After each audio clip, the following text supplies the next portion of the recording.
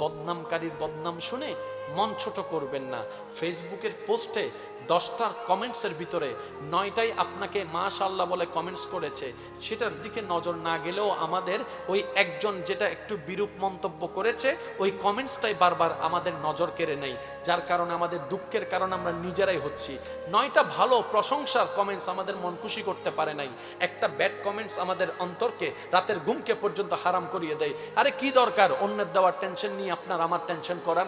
অন্যের দেওয়া বক্তব্য দিয়ে আপনার আমার টেনশন করার দরকার কি? আপনার আমার হিসাব তো কোনো ব্যক্তি করবে না, হিসাব তো ব্যক্তিকে দেওয়ার দরকার নাই, হিসাব তো আল্লাহ না নেবে, হিসাব তো আল্লাহ না নেবে, হিসাব তো আল্লাহ না দিবে, জান্নাত তো দিবে আল্লাহ না, আল্লাহর সাথে না আমাদের হিসাব। বান্দার কাছে কোনো জবাবদিহির দরকার তো নাই, ফেসবুকের কাছে ইউটিউবের কাছে তো জবাবদিহির দরকার নাই, জবাবদিহি তো করব আল্লাহর কাছে, আল্লাহই তো হিসাব নিবে। তাই আমি বলি যে আপনার বদনাম করে আগে দেখেন সে কখন আপনার প্রশংসা করছে কিনা।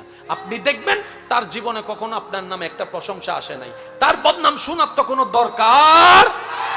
আপনি তার বদনাম দেখে, বদনাম করা দেখে আপনি বদনামকারী হয়েন না, আপনি বদনামকারী হয়েন না। কারণ গালিদাতার প্রতি রবের রহমত থাকে না, সালামদাতার প্রতি রবের রহমত থাকে। তো আমাদের লাভটা কি? আমাদের লাভ চাওয়ার মানুষ হচ্ছে রহমতটা লাগবে, সুতরাং সালাম দিতেই থাকবো, রহমত নিতেই থাকবো। বলেন না সুবহানাল্লাহ। কেন একজন বোন রাস্তা দিয়ে গেলে আমাদের ইফটিজিং এর শিকার হচ্ছে? কেন আমাদের যুবক ছেলেরা যেই সময়টা নিজের জীবনকে গড়ার জন্য পরিশ্রম করার দেওয়ার সময়, এই সময় কেন গাছতলায় গিয়ে গাঁজা সেবন করছে, বন্ধুর পাল্লায় পড়ে সিগারেট খাচ্ছে, বন্ধুর পাল্লায় পড়ে কেন সে নেশাদ্রব্য গ্রহণ করছে? সব কিছুকে একটু অ্যানালাইসিস করেন। সব কিছুর মূলে আমাদের চরিত্রের অধপতন। এই চরিত্রের অধপতনটাই যদি ঠিক করতে চাই, আল্লাহ তাআলার দরবারে যখন ফরিয়াদ করলাম, আল্লাহ আমাদের চরিত্র ছাড়া তো কোনো দিকেই ভ্যালু নাই, না ভিতরে না বাহিরে, আল্লাহ আমরা চরিত্রের উন্নয়ন করতে চাই, কিভাবে করব? আমাদের জন্য যদি একটু গাইডলাইন দিতা। রব্বে করিম বলে, হে আমার বান্দারা, চরিত্রের চাইতে বড় নিয়ামত আর কিছু হতে পারে না। নবীর হাদিসের ছায়াতলে দেখা যায় হাসরের ময়দানে ঈমানের পরে দাড়ি পাল্লায় যেই জিনিসটা সবচাইতে বেশি ওজনদার হবে সেটার নাম চরিত্র, সেটার নাম আখলাক, খুলুকে আজিম। নবীর চরিত্রের সংবাদ আল্লাহ দিয়েছেন। আল্লাহ তাআলা বলে, হে আমার বান্দা, যদি তোমার ভিতর বাহির সবকিছু সুন্দর করতে চাও, তোমাদের জন্য একটা রোল মডেল আমি দিয়েছি। ইন্নাকা লা আলা খুলুকিন আযীম ওয়া আলা রাহমাতুল লিল আলামিন, নবীর জীবন দিয়েছি। বলেন সুবহান। কেউ যদি গরিব বলে মন ছোট কইরেন না, কেউ যদি টিটকারি মারে বাদ নাই ঘরে, মন ছোট করবেন না। কিভাবে বুঝাই আপনাদেরকে? হাসরের ময়দানে যখন হিসাবের কাঠগড়ায় সবাই দাঁড়াবে, কোটিপতিরা তখনও হিসাব দিতে থাকবে। যখন দুনিয়াতে থাকা অর্থনৈতিকভাবে গরিব, তারা জান্নাতের ভিতর ঢুকে বসে থাকবে। সুবহানাল্লাহ। বুঝার জন্য বলা, বস দাঁড়িয়ে আছে, দারোয়ান জান্নাতে, ড্রাইভার জান্নাতে, বাবুর্চি জান্নাতে। এবার সেই বস হিসাব দিতেই আছে, দিতেই আছে, দিতেই আছে। যখন দারোয়ান পাশ কেটে চলে যাবে, মালিক বলবে, দুনিয়াতে সর্ব জায়গায় আমি আগে ছিলাম, টাকার ক্ষেত্রে আমি আগে ছিলাম, সম্মানের ক্ষেত্রে আমি আগে ছিলাম, চেয়ারে আমি বসেছি, ফ্লোরে তুই বসেছিস, আজকে তুই আগে যাচ্ছিস কেন? তখন ওই দারোয়ান বলবে, ওই অসহায় বলবে, আল্লাহর দরবারে লক্ষ শুকরিয়া যে আমাকে টাকার মালিক বানায় নাই, তাই তো আজকে আপনি আটকাই আছেন। আমার মালও ছিল কম, হিসাবও আমার কম, আমি চলে যাচ্ছি জান্নাতে আল্লাহর দয়া নিয়ে। বলেন সুবহানাল্লাহ। সেজন্য কখনোই কোনো অবস্থায় নাই বলতে কিছু বলবেন না। নাই না, সাইড চাওয়ার সাইড আল্লাহ আমাকে বেশি দিছে। আজকে থেকে আর কোন আফসোস? বলেন না, আজকে থেকে কোন আফসোস না? পাওয়া নিয়ে আফসোস অনেক করছি। আসেন জীবনটাকে পাওয়ার শুকরিয়া আদায় করার মাধ্যমে সজ্জিত করার চেষ্টা করি। সেকেন্ড কিন্তু শেষ হয়ে যাচ্ছে আমাদের জীবন থেকে। এই বাকি জীবন না চলেন না, একটু চেষ্টা করি, পারি না পারি পরে দেখা যাবে, একটু চেষ্টা করে দেখি। অন্তত নিজে সুখে থাকার জন্য হলো চেষ্টা করার তো দরকার আছে। আমি আপনাদের, আল্লাহ কি বলছেন? লা ইন শাকারতুম, যদি তোমরা আমি আল্লাহর নিয়ামত পেয়ে শুকরিয়া আদায় করো, লা আযীদান্নাকুম, বাড়িয়ে দেওয়ার দায়িত্ব আমি আল্লাহ নিজেই গ্রহণ করেছি। সুবহানাল্লাহ। এবার পরের অংশ কেমন হওয়া দরকার? যদি শুকরিয়া না করো আমি কমাই দিব, এটাই হওয়া দরকার। কিন্তু আল্লাহ বলছেন কি? ওয়ালা ইন কাফারতুম, যদি তোমরা অস্বীকার করো, ইন্না আযাবি লাশাদীদ, মনে রাখবা আমার সাজা বড় কঠিন, আমার সাজা বড় বেদনাদায়ক, আমার সাজা বড় মারাত্মক। আল্লাহ আগের কথার সাথে তো পরের কথা মিলল না, কারণ আমরা হলে বলতাম বাড়াই দিব যদি প্রশংসা করো, কমাই দিব যদি তুমি আমার বদনাম করো। এটাই তো হওয়ার কথা। রব বলে যে কালামটা তো আমার, স্পেশাল তো হতেই হবে, স্পেশাল তো হতেই হবে। সুবহানাল্লাহ। এবার প্রথম অংশটা উলামায়ে কেরামের দোয়া নিয়ে চলুন আসুন একটু বোঝার চেষ্টা করি। সমস্ত বান্দাদের কাছে আমার মেসেজটুকু পৌঁছানোর চেষ্টা করছি। ওয়ামা তৌফিক ইল্লা বিল্লাহ। রব বলছেন লা ইন শাকারতুম লাযিদান্নাকুম, যদি তোমরা আমি আল্লাহর পক্ষ থেকে যা পাও, যতটুক পাও, যখন পাও, যেভাবে পাও, সেটা পেয়ে যদি শুকরিয়া করো, তার মানে সেটা পেয়ে যদি খুশি মনে আলহামদুলিল্লাহ বলতে পারো, তোমাদের দায়িত্ব হচ্ছে শুধু খুশি মনে আলহামদুলিল্লাহ বলা। আল্লাহর ওয়াদা কি, যদি আমার পক্ষ থেকে যা পাও খুশি মনে যদি আলহামদুলিল্লাহ বলতে পারো, আমি ওয়াদা দিলাম লাযিদান্নাকুম। ওইটা কিভাবে বাড়াইতে হয় আমার জানা আছে, কিভাবে বাড়াইতে হয় আমার জানা আছে। টেনশন তোরা করিস না, তোরা তো লাভের পক্ষে আছস, বেশিটাই চাস, তো বেশিটা তো আমি এনে দিতে পারি, তো আমার ওয়েটা মেনে নে, কাজ হয়ে যাবে। সেটা কি, যা পাবি হালাল সবগুলোতে খুশি মনে আলহামদুলিল্লাহ বলবি। চাচাই কি পেয়েছে সেটা দেখে মন খারাপ করিস না, বন্ধু কি পেয়েছে সেটা দেখে মন খারাপ করিস না, মামার বাড়ি কেমন সেটা দেখে মন খারাপ করিস না, ওই দুশমনে কি পেয়েছে এটা দেখে মন খারাপ করিস না। তোদের সাথে আমার লেনদেন, আমি দিব তুই নিবি, আমি দিব তুই নিবি। ডানে বামে তাকানোর দরকার নাই, তুই শুধু আমার দিকে তাকায় থাকবে, আমি আল্লাহ তোকে দিতেই থাকবো। বলেন সুবহানাল্লাহ। সিস্টেম এটা। আমি কি পেয়েছি সেই হিসাব তো কখনো করি নাই। আমি তো আমার জীবনে সবসময় না পাওয়ার হিসাবে না করছি, এটা পাই নাই, ওইটা পাই নাই, তাহাজ্জুদ পড়ে দোয়া করছিলাম, এটা পাই নাই, এই দোয়া কবুল হয় নাই, ওই দোয়া কবুল হয় নাই, এই চাওয়া পূরণ হয় নাই। আমার কাছে তো না পাওয়ার লিস্টিটা না আছে, কিন্তু আল্লাহ যে আমাকে বিনা চাওয়াতে এত ডেল দিয়েছেন সেটার হিসাব তো কখনো করতে পারি নাই। এই কারণে আমাদের এত অধপতন হচ্ছে, আমাদের ভিতর বাহির অশান্তি হচ্ছে। রবের ওয়াদা, হে আমার বান্দারা যদি শুকরিয়া করো নিয়ামত বাড়াই দিব। তো নিয়ামতটা কি? নিয়ামত মানে সুখে থাকার জন্য যা দরকার রবেই সেটা ব্যবস্থা করে দিবেন। বলেন সুবহানাল্লাহ। নবীর দরবারে যখনই কোনো ভিক্ষুক আসতেন, নবী কখনো কাউকে ফেরত দিতেন না, কখনো কাউকে চিৎকার করে ধমক দিতেন না। এবার আপনারা তো জানেন নবীজির ঘর কেমন ঘর ছিল ভাই, যে ঘরে অনেক সময় 2 বেলা খাবারও ছিল না, 3 বেলাও খাবার ছিল না। নবী ক্ষুধার্ত জীবন কাটিয়েছেন। ইমাম হাসান ও হোসেন ক্ষুধার্ত অবস্থায় কাটিয়েছেন। ফাতেমাতুজ জোহরা ক্ষুধার্ত অবস্থায় জীবন কাটিয়েছেন। কেন? ঘরে কোনো খাবার ছিল না। এবার সেই ঘরে, যেই ঘরে কোনো খাবারই নাই, সেই ঘরে যদি ভিক্ষুক যাইয়া ভিক্ষা করে, সেই ঘরে যদি ভিক্ষুক যাইয়া বলে যে আমি কিছু খাই নাই আমারা দেন, মেজাজটা কেমন গরম হওয়া দরকার, যে আমার নিজের কাছে নাই তোমাকে দিব কোত্থেকে। কিন্তু এমনও সিচুয়েশন এই পৃথিবী দেখেছে, নবীর ঘরের মধ্যে, নবীর ঘরের মধ্যে খাওয়ার মতো কিছু নাই, কিন্তু একজন সাইল, একজন ভিক্ষুক, একজন অসহায় হঠাৎ করে নবীর দরবারে এসে বললেন, ইয়া রাসূলুল্লাহ, আমি 2 দিন ধরে আমি কিছু খাই নাই, আমার ঘরের মানুষটা পর্যন্ত কিছু খাই নাই। তো বাপ হিসেবে আমি তো আমারটা মেনে নিতে পারি, কিন্তু বাচ্চাদের ক্ষুধার কান্না তো আমি সহ্য করতে পারছি না। ইয়া রাসূলুল্লাহ, যদি আপনি আমাকে কিছু সহযোগিতা করতেন। এই কথাটা শোনার সাথে সাথে নবীর চেহারা মলিন হয়ে গিয়েছেন। হবে নাই বা কেন? তিনি যে রহমাতুল লিল আলামিন, তিনি যে রহমাতুল লিল আলামিন, রহমতের ভান্ডার করে আল্লাহ তাআলা যাকে পাঠিয়েছেন। নবী বললেন, আমার কাছে তো কিছু নাই, একটু অপেক্ষা করো, দেখো না আল্লাহ কি করে, দেখো না আল্লাহ কি করে। এই কিছুক্ষণ পরেই নবীর দরবারে কিছু আল্লাহর হুকুমে হাদিয়া চলে আসলেন। ওই হাদিয়ার মধ্যে থালা ভর্তি খাবার ছিল। ওই খাবারটা আসার পরে সবাই হয়তো মনে করেছে আগে তো নিজের ঘরে চেরাগ দেয়, তারপরেই তো বাহিরের ঘরে চেরাগ দেয়, এটাই তো বাস্তবতা। নবী হয়তো ঘরের অন্তর্মহলে পাঠিয়ে দিবেন খাবারটা, সবার ধারণা ছিল এইরকম হতে পারে। কিন্তু নবীর কাছে যখন হাদিয়াটা আসলেন, নবী সর্বপ্রথম ওই মানুষটাকে দেখেই হাদিয়াটা দান করে দিলেন, যাও তুমি এবং তোমার পরিবার নিয়ে খাবারটা আহার করো। বলেন না সুবহানাল্লাহ। পৃথিবীর বুকে এমন নজির কেউ দেখাতে পারেনি, পৃথিবীর বুকে এমন দৃষ্টান্ত কেউ দেখাতে পারেনি। আল্লাহ তাআলা আমাদের নবীর চরিত্রের মাধ্যমে বিশ্বের ইতিহাসে সেটা দেখিয়ে দিয়েছে। আপনি আপনার জ্ঞান দিয়ে ভাবুন, আমার কথা শোনার দরকার নাই। আমরা তো ইসলাম ধর্ম গ্রহণ করেছি, আমরা মুসলমান বলে হয়তো জাতে জাত টানে কাকরাই গর্ত টানে বলে আপনি বলতে পারেন, নবীকে অনুসরণ মহাব্বত করো বলে নবীর নামে তো তোমরা বলতেই পারো। ইসলামকে যেহেতু মানো, ইসলামের কথা তোমরাই তো বলবা, এটাই তো স্বাভাবিক। আমি শ্রদ্ধার সাথে বলি, না আমার কথা শোনার দরকার, না হুজুরের কথা শোনার দরকার, না বক্তার কথা শোনা দরকার, কারো কথা শোনার দরকার নাই। আপনি আপনার জায়গার জ্ঞান দিয়ে আপনি একটু গবেষণা করে দেখেন, পৃথিবীর স্বর্ণালী ইতিহাসে কতজনের নামই তো সন্ন্যাক করে লেখা হয়েছে। কারো অবদান এই দিকে, কারো অবদান ওই দিকে, কেউ সমাজ বিজ্ঞানে, কেউ রাষ্ট্রবিজ্ঞানে, কেউ বিজ্ঞানের মধ্যে, কেউ ডাক্তারির মধ্যে, এক একজন এক এক জায়গায় সুনাম অর্জন করেছে, নাম অর্জন করেছে। কথা বলেন ঠিক কি না? নাম অর্জন করেছে।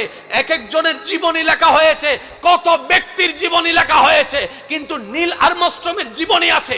ছোটবেলায় কি করেছে? হ্যাঁ আছে। পড়ালেখা কিভাবে করেছে? হ্যাঁ আছে। স্ট্রাগল কিভাবে করেছে? এটা আছে। কিন্তু নীল আর্মস্ট্রং কিভাবে ঘুমিয়েছে? কোথাও লেখা নাই। নীল আর্মস্ট্রং কিভাবে খাওয়া দাওয়া করেছে? কোথাও লেখা নাই। নীল আর্মস্ট্রংয়ের চলা কেমন ছিল? কোথাও লেখা নাই।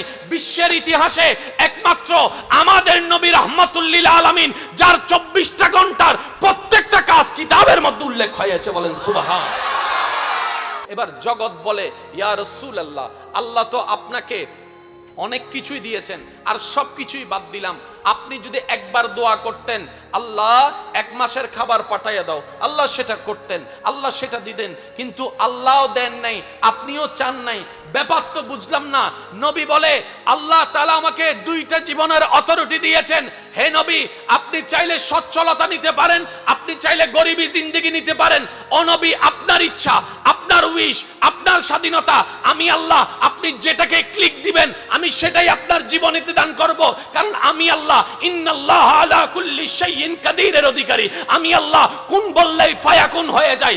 ও নবী, আপনার ইচ্ছার উপর ছেড়ে দিলাম, আপনি কোনটাকে নেবেন, আপনি কোনটাকে নেবেন। জগৎ বলে সচ্ছলতা নেন, গাড়ি পাবেন, বাড়ি পাবেন, কোটি টাকা পাবেন, খাবার কোনো অভাব হবে না, ক্ষুধার যন্ত্রণা সহ্য করতে হবে না, বৃষ্টি পড়লে ঘরের মধ্যে ছাদ বেয়ে পানি পড়বে না, আপনার কোনো কষ্ট থাকবে না। নবী বলে আল্লাহ আমি সচ্ছলতা চাই না, আমি গরিবী জিন্দেগি চাই, আমি অভাবের জিন্দেগি চাই, আমি কষ্টের জিন্দেগি চাই, আমি কষ্টের জিন্দেগি চাই, আমি যন্ত্রণার জিন্দেগি চাই, আমি অভাবের জিন্দেগি চাই, আমি ক্ষুধার জিন্দেগি চাই। জগৎ বলে ইয়া রাসূলুল্লাহ, আপনি বাছাই করেছেন এটা, আমরা হলে তো ওইটাই নিতাম। নবী বলে তোমাদের চিন্তা আলাদা, আমার চিন্তা আলাদা, তোমাদের মন আলাদা, আমার মন আলাদা, তোমাদের বিবেক আলাদা, আমার বিবেক আলাদা। আমি নবী গরিবীকে বাছাই করেছি।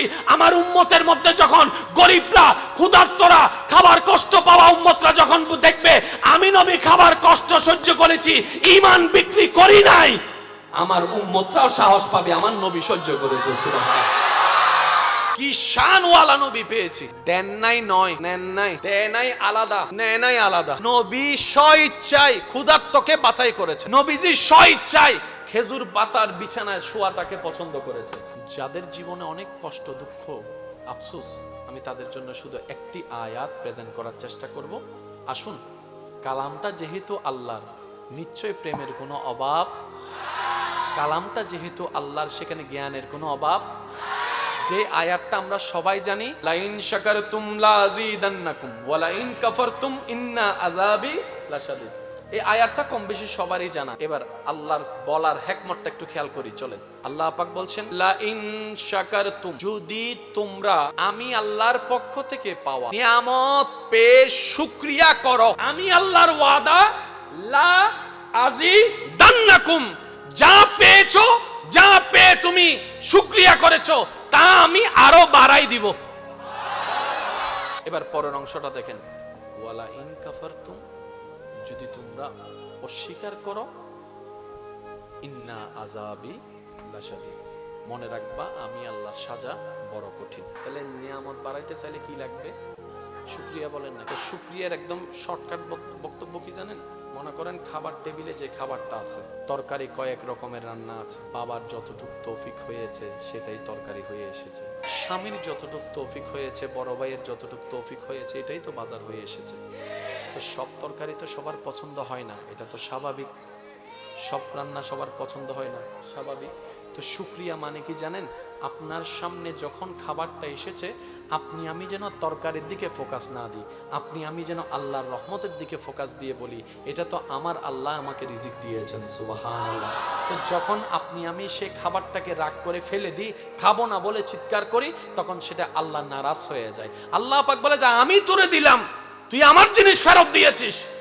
এই জায়গায় আমরা পেঁচে পড়ে যাই। খাইতে মন না চাইলে খাবো না, কিন্তু সেটা নিয়ে না শুকরিয়া করা যাবে না, জেদ দেখানো যাবে না, রাগ দেখানো যাবে না, কারণ এই হালাল রিজিকটা দিয়েছেন কে? রান্না করেছেন মা কিংবা বোনে কিংবা বউয়ে, বাজার করে এনেছেন বাবা কিংবা ভাই কিংবা স্বামী, কিন্তু সেটা তো রিজিকের ব্যবস্থা লিখে রেখেছেন কে? তা আমি যখন সেই তরকারি প্লেটটাকে যখন দূরে ঠেলে দিচ্ছি, আমি তো মূলত রহমতের সেই রহমানের রিজিকটাকে দূরে ঠেলে দিচ্ছি, যেটা আল্লাহ কখনো পছন্দ করে না। বলেন না সুবহানাল্লাহ। শুকরিয়া মানে কি? আল্লাহ আমারে জানা দিয়েছে, মুখে মুখে থাকবে আলহামদুলিল্লাহ, ঠোঁটে থাকবে হাসি। আচ্ছা, এই ঝগড়ার কারণে অশান্তি হয় না শান্তি হয়? গালাগালির কারণে শান্তি হয় না অশান্তি হয়? তাহলে আমাদের যদি শান্তিতে রাখতে হয়, গালি থেকে বাঁচতে হবে, ঝগড়া থেকে বাঁচতে হবে। আপনি আমার সাথে হেসে হেসে ঝগড়া করেন তো ঝগড়া হবে? জীবনেও হবে না। সেজন্য যে পচা কথাটা অন্যের কাছে শুনলে মেজাজ গরম হয়ে যায়, একই পচা কথা যখন বন্ধু ফিটের মধ্যে থাপ্পড় দিয়া বলে কিরে হালাইয়ে, কারণ হাসির মধ্যে আল্লাহ এমন একটা শক্তি দিয়েছেন, সুবহানাল্লাহ বলেন না। হাসির মধ্যে এমন একটা শক্তি দিয়েছেন যেটা দুশমনের অন্তর পর্যন্ত নরম করে ফেলতে পারে। বলেন না সুবহানাল্লাহ। তাই আমাদের নবীর যে জিনিসটা আল্লাহ তাআলা বিশ্ববাসীর কাছে সবার আগে প্রেজেন্ট করেছেন, এটার নাম চরিত্র। সেই চরিত্রের অলংকার ছিল ধৈর্য, সুবহানাল্লাহ। সেই চরিত্রের অলংকার ছিল শুকরিয়া, সুবহানাল্লাহ। আর সেই চরিত্রের মেইন ফুলটা ছিল নবীর মুস্কি হাসি। এবার আসেন, একটা হচ্ছে সচ্ছলতা আর একটা হচ্ছে গরিবতা, যেটাকে আমরা সহজ ভাষায় বুঝি। একটাতে খাবার কোনো অভাব নাই, আর একটাতে অভাবের উপর অভাব আছে। একটাতে ক্ষমতা আছে, একটাতে ক্ষমতা নাই। একটাতে সুন্দর ঘর আছে, আর একটাতে সুন্দর ঘর নাই। একটাতে এক কথায় সচ্ছলতা জীবন, আর একটা হচ্ছে অসচ্ছলতা জীবন। এবার বলুন তো, রিজিকের মালিকটাকে? ধন সম্পদ দেওয়ার মালিককে? রাজত্ব দেওয়ার মালিককে? বাদশাহী দেওয়ার মালিককে? খাবার দেওয়ার মালিককে? নবী হচ্ছেন সেই আল্লাহর বন্ধু, সেই আল্লাহর হাবিব। আল্লাহর বন্ধু হয়ে কেন ক্ষুধার্ত? কার ঘরে খাবার নাই, যাকে আল্লাহ বলেছেন ইন্না আতাইনাকাল কাউসারের মালিক আমি রব, আপনি নবীকে বানিয়ে দিলাম। কার ঘরে খাবার নাই? যার ঘরের খাদেম আল্লাহ বানিয়ে দিয়েছেন জিবরাইলের মতো ফেরেশতাকে। কার ঘরের অভাবের কথা শুনছি? যেই ঘরে নবী রহমাতুল লিল আলামিন আরাম করছেন। কোন ঘরের কষ্টের কথা আমরা শুনছি? যিনি আল্লাহর হাবিব, যাকে আল্লাহ নবীদের নবী বানিয়ে দিয়েছেন। সুবহানাল্লাহ। ইমামুল আম্বিয়ার তাজ আল্লাহ যেই নবীকে দান করেছেন, যেই নবীকে আল্লাহ এমন অথরিটি দান করেছেন, জমিনটা নবীর ছিল, জমিনের উপর কদম, হাতটা বাড়িয়ে দিলে হাত চলে যেত জান্নাতের বাগানে। সেই নবীর ঘরে খাবার নাই। অনেক সময় নবীজির জীবনীতে এমন পর্যন্ত গিয়েছে, ক্ষুধার যন্ত্রণায় নবীজি পেটের মধ্যে কি বেঁধেছেন? আমার বলা লাগায় নাই, আপনারাই বলছেন। পেটের মধ্যে ক্ষুধার যন্ত্রণায় নবীজি পাথর বেঁধেছেন। এবার বলেন, টোটাল বিষয়টা একটু বোঝার চেষ্টা করি। চরিত্রের দুইটা জিনিস, কয়টা জিনিস? একটার নাম শুকরিয়া, আরেকটার নাম ধৈর্য। শুকরিয়া করলে নিয়ামত বাড়িয়ে দিবেন কে? তাহলে সেটাও আমাদের লাভ। ধৈর্য ধরলে সাথে থাকবেন কে? সেটা তো আমাদের মহালাভ। এবার আমি সবার কাছে প্রশ্ন করব, আপন আপন জায়গা থেকে সবাই একটু উত্তর দিবেন। প্রত্যেকটা মানুষের জীবনে কয়টা জিনিসের দরকার? এবার আপনি আপনাকে প্রশ্ন করেন, আমি আমাকে প্রশ্ন করি, এই দুইটা কার মধ্যে কতটুকু আছে? দেখবো যে আমরা 100-এ 20%ও নাই। তো আল্লাহ তাআলা তো রাস্তা দেখিয়ে দিয়েছেন, নি নাই, ব্যর্থতা আমার, দোষ আমার, কমতি আমার, যা জানানোর রব সব জানিয়ে দিয়েছেন নবী রাহমাতুল লিল আলামিনের মাধ্যমে। চিৎকার দিয়ে বলেন আর একটু জোরে বলেন। এবার আসেন আরেকটা জিনিস বোঝার চেষ্টা করি, আমাদের জীবন পরিবর্তনের দরকার আছে। ভাইয়া জোরে বলেন না, আছে না? আল্লাহ তাআলা সবার সামনে নবীর কি জিনিসটা প্রেজেন্ট করেছেন প্রথমে? এই তো মাশাআল্লাহ, আরেকটু জোরে বলেন কি? চরিত্রের সবচাইতে সুন্দর দুইটা দিক মনে রাখবেন, একটার নাম শুকরিয়া আর একটার নাম ধৈর্য। চরিত্রের ফুল যদি ফুটাতে চাই আমরা, প্রধান দুইটা জিনিস, একটার নাম শুকরিয়া, একটার নাম ধৈর্য। এটা আমার জন্য নয়, আপনার জন্য নয়, এটা সবার জন্য। মাইকের আওয়াজ যতটুকু যাচ্ছে আমাদের সবার জন্য, যে যে ধর্মেরই হোক না কেন, সবার জন্য নিয়ম এটাই। একটা হচ্ছে শুকরিয়া আর একটা হচ্ছে ধৈর্য। একটু জোরে বলেন, একটা হচ্ছে শুকরিয়া, একটা হচ্ছে। এই দুইটা জিনিস চলে আসলে চরিত্র অটোমেটিক সুন্দর হয়ে যাবে। এই দুইটা জিনিস চলে আসলে অশান্তি মন শান্তি হয়ে যাবে। এই দুইটা জিনিস চলে আসলে অসম্মান সম্মানিত পরিণত হয়ে যাবে। এই দুইটা জিনিস চলে আসলে নিয়ামত বেড়ে যাবে। কেন? শুকরিয়া আদায় করলে নিয়ামত বেড়ে যায়, আল্লাহর ওয়াদা। আর ধৈর্য ধারণ করলে লাভ আমানতটা কি? ইন্নাল্লাহা মা'আস সাবিরিন, আমি আল্লাহ ধৈর্য ধারণকারীর সাথেই থাকি, সাথেই আছি। বলেন না সুবহান। কোন ঘরে কার কয়টা সন্তান সেটা লেখা, কে কোথায় জন্মগ্রহণ করছে এটা লেখা, গ্রামের নাম কি লেখা, কিন্তু কিভাবে জন্মগ্রহণ করছে এটা লেখা। কিন্তু আমাদের নবীর সেটাও আছে। নবীর আশা কিভাবে এসে কি করেছেন সেটা পর্যন্ত কিতাব লিখেছে। নবীর পানি খাওয়া কিতাবে আছে, নবীর পানির ঢুকের কথা কিতাবে আছে, ওযু করার কথা কিতাবে আছে, নামাজ পড়ার কথা কিতাবে আছে, ইমামতির করার কথা কিতাবে আছে, চলার কথা কিতাবে আছে, বসার কথা কিতাবে আছে, গরিবের সাথে কিভাবে কথা বলতেন সেটা কিতাবে আছে, মা হালিমা আসলে কি করতেন সেটাও কিতাবে লেখা আছে। কারো জীবনী এমন ভাবে পুঙ্খানু ভাবে কোথাও লেখা, সবার জীবনী সবার জন্য প্রযোজ্য নয়, কিন্তু নবীরটা সবার জন্য প্রযোজ্য। সুবহানাল্লাহ বলেন না ভাই? এই অঙ্কটা একটু মিলানোর চেষ্টা করবেন আপনি আপনার জ্ঞান দিয়ে। সবারটা সবার সাথে মিলেও না, সবারটা সবাই অনুকরণ করতেও পারে না। নবীর জীবনীকে আল্লাহ এমন ভাবে সাজিয়ে দিয়েছেন, বড় থেকে ছোট, মোটা থেকে চিকন, ধনী থেকে গরিব সবাই। চমৎকার বিষয় কোন জায়গায় জানেন? পৃথিবীতে অনেক জ্ঞানীর বক্তব্য, অনেক জ্ঞানীর বক্তার বক্তব্য কিংবা লেখনীর লেখা নিয়ে অনেক গবেষণা হচ্ছে, চলছে, কিছু না কিছু বের হয় এখান থেকে। পৃথিবীর সমস্ত জ্ঞানীর জ্ঞান এক জায়গায় রেখে কোরআনের একটি শব্দের তাফসীর, ব্যাখ্যা, আলোচনা কিয়ামত পর্যন্ত করলে শেষ হবে না। শুধু আমি আপনাদের সম্মুখে একটা কথা বলতে চাই, শুনতে শুনতে অনেক আয়াত মুখস্থ হয়েছে এরকম আছে না নাই? তার মানে এটা আপনি অনেকবার শুনেছেন। এটা কিন্তু আপনি আমি মুখস্থ করি নাই, শুনতে শুনতে এগুলা কিন্তু শুনতে শুনতে মুখস্থ হয়ে গেছে। তার মানে আমরা এটা অনেকবার শুনেছি। এবার বলেন শুনেছি কোথায়? মাহফিলে। বলেন না কোথায়? আজকে এই মাহফিলে, কালকে ওই মাহফিলে, ওই মাহফিলে, আজকে এই বক্তার কাছে, কালকে ওই বক্তার কাছে, ওই বক্তার কাছে। এই পর্যন্ত এই আয়াত নিয়ে ওয়া মা আরসালনাকা ইল্লা রাহমাতাল লিল আলামিন নিয়ে আপনার জানা মতে কয়জন হুজুর ওয়াইজ করছে? আপনি কখনো দাঁড়িয়ে বলেছেন হুজুর গত বছরও অন্য হুজুরের কাছে এই আয়াত শুনছি, আমরা এই আয়াত শুনবো না, আরেকটা নিয়ে বলেন? আপনি বলেন নাই। কেন বলেন নাই জানেন? কারণ আপনারও জানা আছে কালামটা যেহেতু আল্লাহর, একটি কালাম নিয়ে যদি 1 কোটি আলোচক আলোচনা করে, 1 কোটির আলোচনা 1 কোটি রকম হবে। এক একটা শব্দ থেকে জ্ঞানের ভান্ডার বের হয়, এটার নাম কোরআনুল কারীম। কিয়ামত পর্যন্ত যদি পৃথিবীর সমস্ত স্কলাররা শুধু বিসমিল্লাহির রহমানির রহিম আয়াত নিয়ে যদি সারাটা জীবন গবেষণা করে পার করে দেয়, আমার মন বলে বিসমিল্লাহ পর্যন্ত আমরা যেতে পারবো না, হায়াত শেষ হয়ে যাবে। কারণ এটা কালামুল্লাহর গভীরতা, আল্লাহর কালামের পাওয়ার। বলেন না সুবহানাল্লাহ? জগৎ ভক্ত হয়েছে নবীর কোন জিনিসটা দেখে? ভাইয়া জোরে বলেন না। কাফেররা পর্যন্ত নবীর যে চরিত্র দেখে এটা বলতে বাধ্য হয়েছে পৃথিবীর সবাই বাটপারি করলো, একজন বাটপারি করবে না, সেটাই আব্দুল্লাহর বেটা মুহাম্মদ। বলেন না সুবহানাল্লাহ? পৃথিবীর সবাই মিথ্যা কথা বললেও একজন কখনো মিথ্যা বলতে পারে না, তিনিই হচ্ছেন আব্দুল্লাহর বেটা মুহাম্মদ। নিজের সন্তানের কাছে যদি টাকা রেখে যাও সেটা নড়চড় হওয়ার সুযোগ থাকতে পারে, যদি আমানতটা বরাবর ফেরত পেতে চাও আমানতটা আব্দুল্লাহর বেটা মুহাম্মদের কাছে রাখো।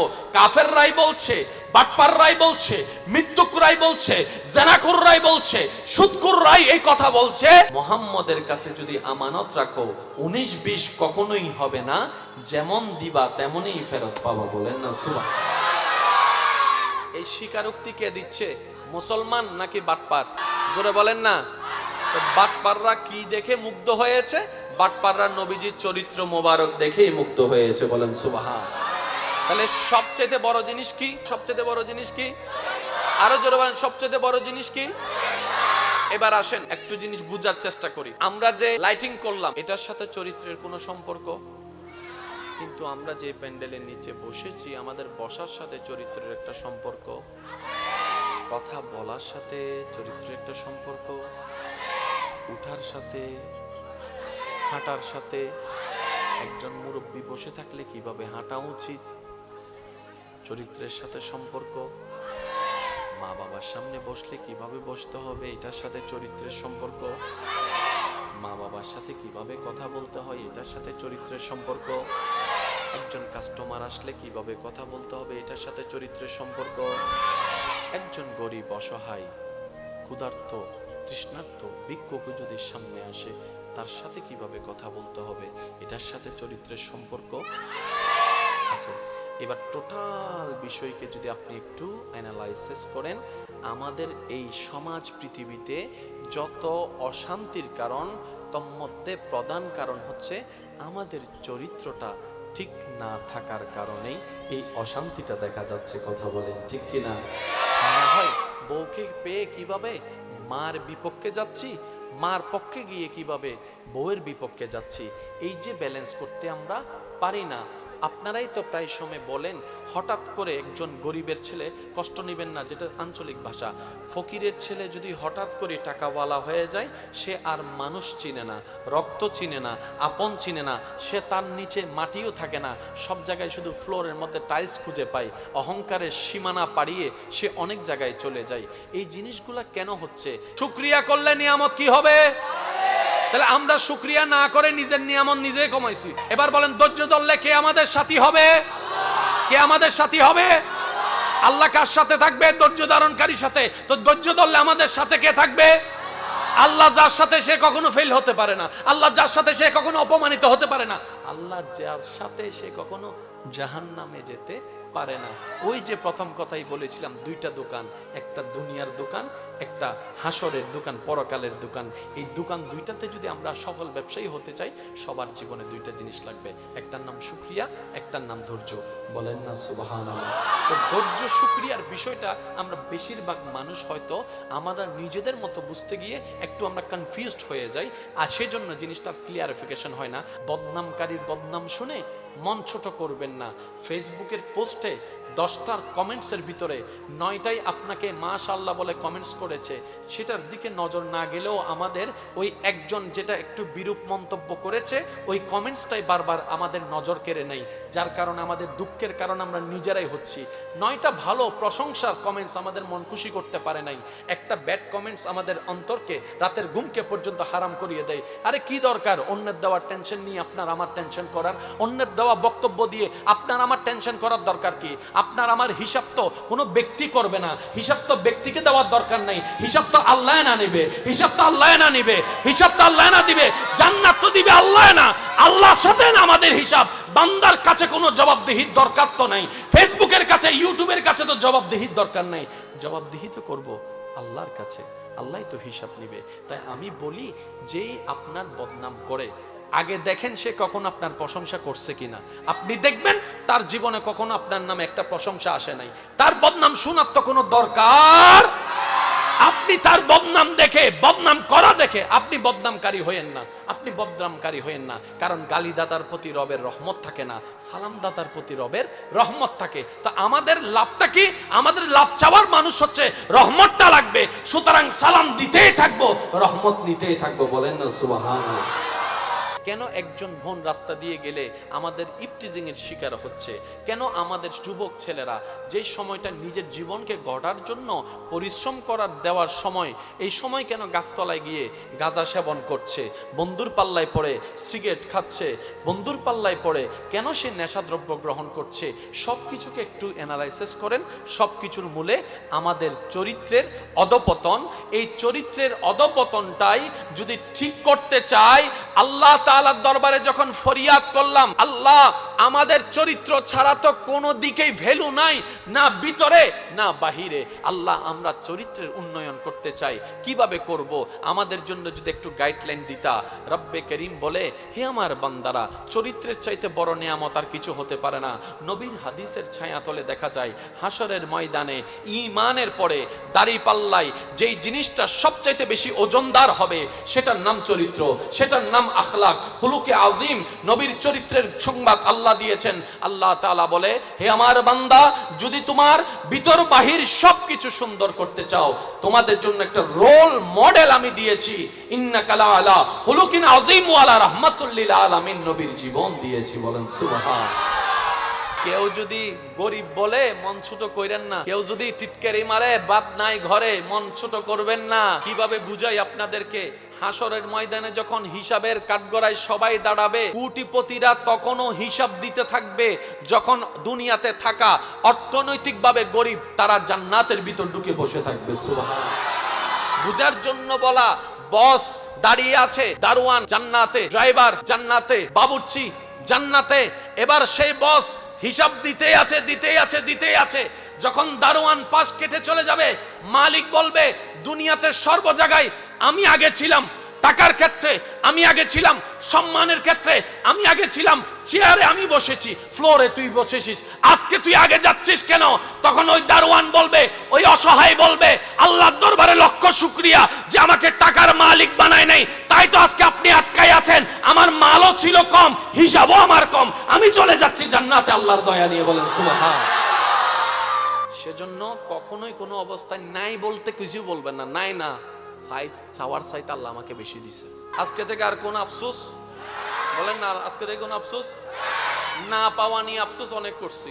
আসেন জীবনটাকে পাওয়ার শুকরিয়া আদায় করার মাধ্যমে সজ্জিত করার চেষ্টা করি। সেকেন্ড কিন্তু শেষ হয়ে যাচ্ছে আমাদের জীবন থেকে, এই বাকি জীবন না, চলেন না একটু চেষ্টা করি, পারি না পারি পরে দেখা যাবে, একটু চেষ্টা করে দেখি। অন্তত নিজে সুখে থাকার জন্য হলো চেষ্টা করার তো দরকার আছে। আমি আপনাদের, আল্লাহ কি বলছেন, লা ইন শাকারতুম, যদি তোমরা আমি আল্লাহর নিয়ামত পেয়ে শুকরিয়া আদায় করো, লা আযীদান্নাকুম, বাড়িয়ে দেওয়ার দায়িত্ব আমি আল্লাহ নিজেই গ্রহণ করেছি। সুবহানাল্লাহ।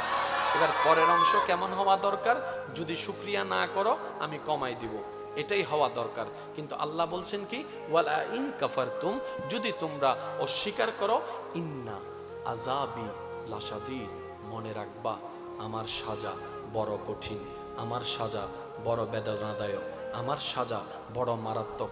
আল্লাহ আগের কথার সাথে তো পরের কথা মিলল না, কারণ আমরা হলে বলতাম বাড়াই দিব যদি প্রশংসা করো, কমাই দিব যদি তুমি আমার বদনাম করো, এটাই তো হওয়ার কথা।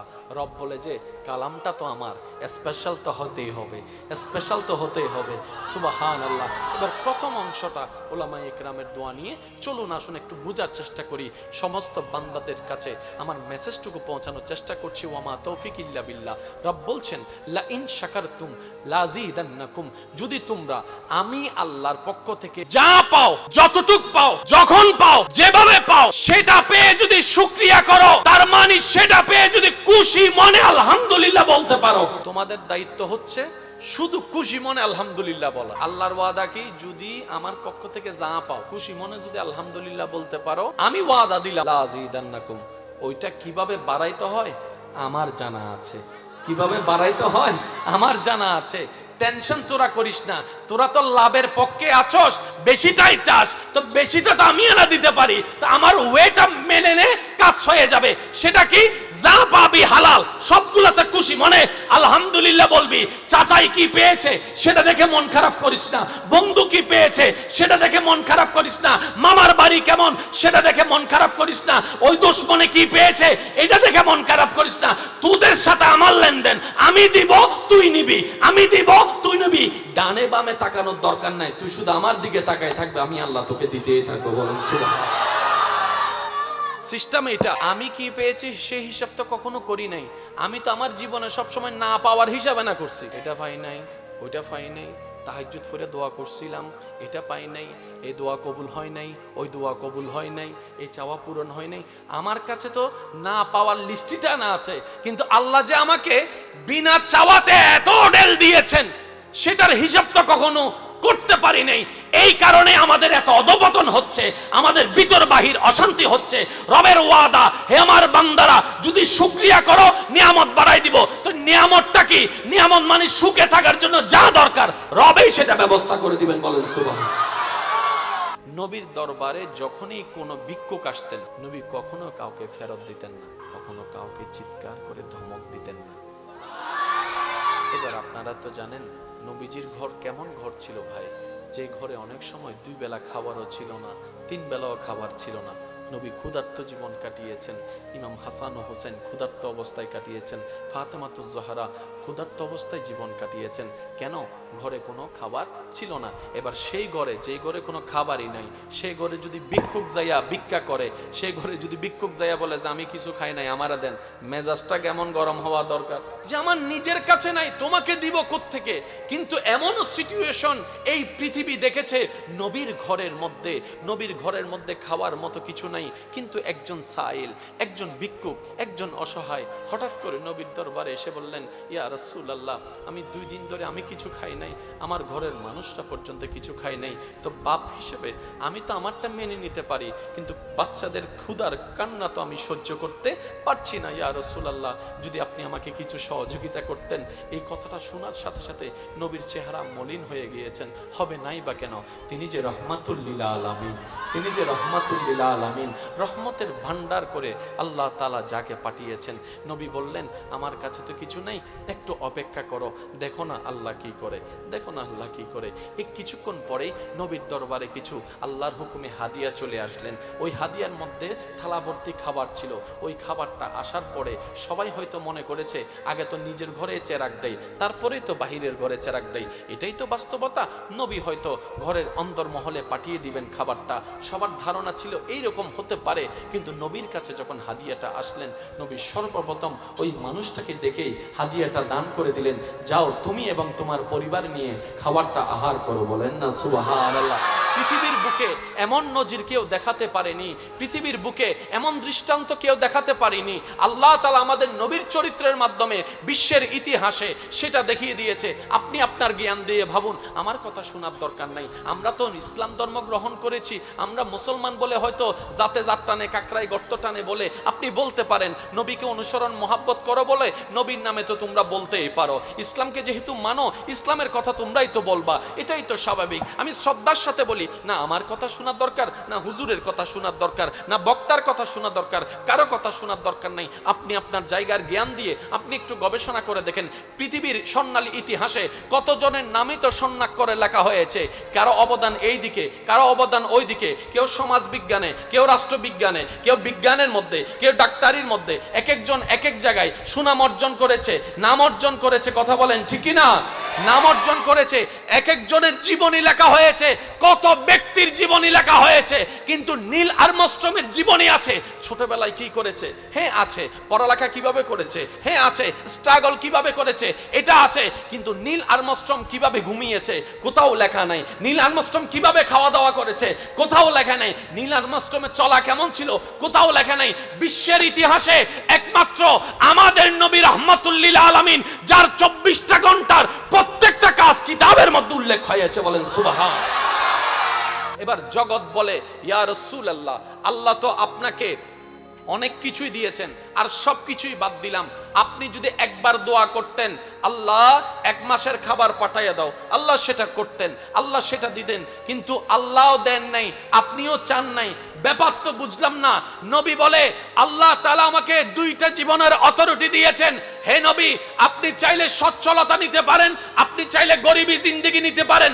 ও নবী, আপনার ইচ্ছা, আপনার উইশ, আপনার স্বাধীনতা। আমি আল্লাহ, আপনি যেটাকে ক্লিক দিবেন আমি সেটাই আপনার জীবনেতে দান করব, কারণ আমি আল্লাহ ইন্নাল্লাহ আলা কুল্লি শাইইন কাদিরের অধিকারী। আমি আল্লাহ কোন বললেই ফায়াকুন হয়ে যায়। ও নবী, আপনার ইচ্ছার উপর ছেড়ে দিলাম, আপনি কোনটাকে নেবেন, আপনি কোনটাকে নেবেন। জগৎ বলে সচ্ছলতা নেন, গাড়ি পাবেন, বাড়ি পাবেন, কোটি টাকা পাবেন, খাবার কোনো অভাব হবে না, ক্ষুধার যন্ত্রণা সহ্য করতে হবে না, বৃষ্টি পড়লে ঘরের মধ্যে ছাদ বেয়ে পানি পড়বে না, আপনার কোনো কষ্ট থাকবে না। নবী বলে, আল্লাহ আমি সচ্ছলতা চাই না, আমি গরিবী জিন্দেগি চাই, আমি অভাবের জিন্দেগি চাই, আমি কষ্টের জিন্দেগি চাই, আমি কষ্টের জিন্দেগি চাই, আমি যন্ত্রণার জিন্দেগি চাই, আমি অভাবের জিন্দেগি চাই, আমি ক্ষুধার জিন্দেগি চাই। জগৎ বলে, ইয়া রাসূলুল্লাহ, আপনি বাছাই করেছেন এটা, আমরা হলে তো ওইটাই নিতাম। নবী বলে, তোমাদের চিন্তা আলাদা, আমার চিন্তা আলাদা, তোমাদের মন আলাদা, আমার মন আলাদা, তোমাদের বিবেক আলাদা, আমার বিবেক আলাদা। আমি নবী গরিবীকে বাছাই করেছি। আমার উম্মতের মধ্যে যখন গরিবরা, ক্ষুধার্তরা, খাবার কষ্ট পাওয়া উম্মতরা যখন দেখবে আমি নবী খাবার কষ্ট সহ্য করেছি, ঈমান বিক্রি করি নাই, আমার উম্মতরাও সাহস পাবে আমার নবী সহ্য করেছে। সুবহানাল্লাহ।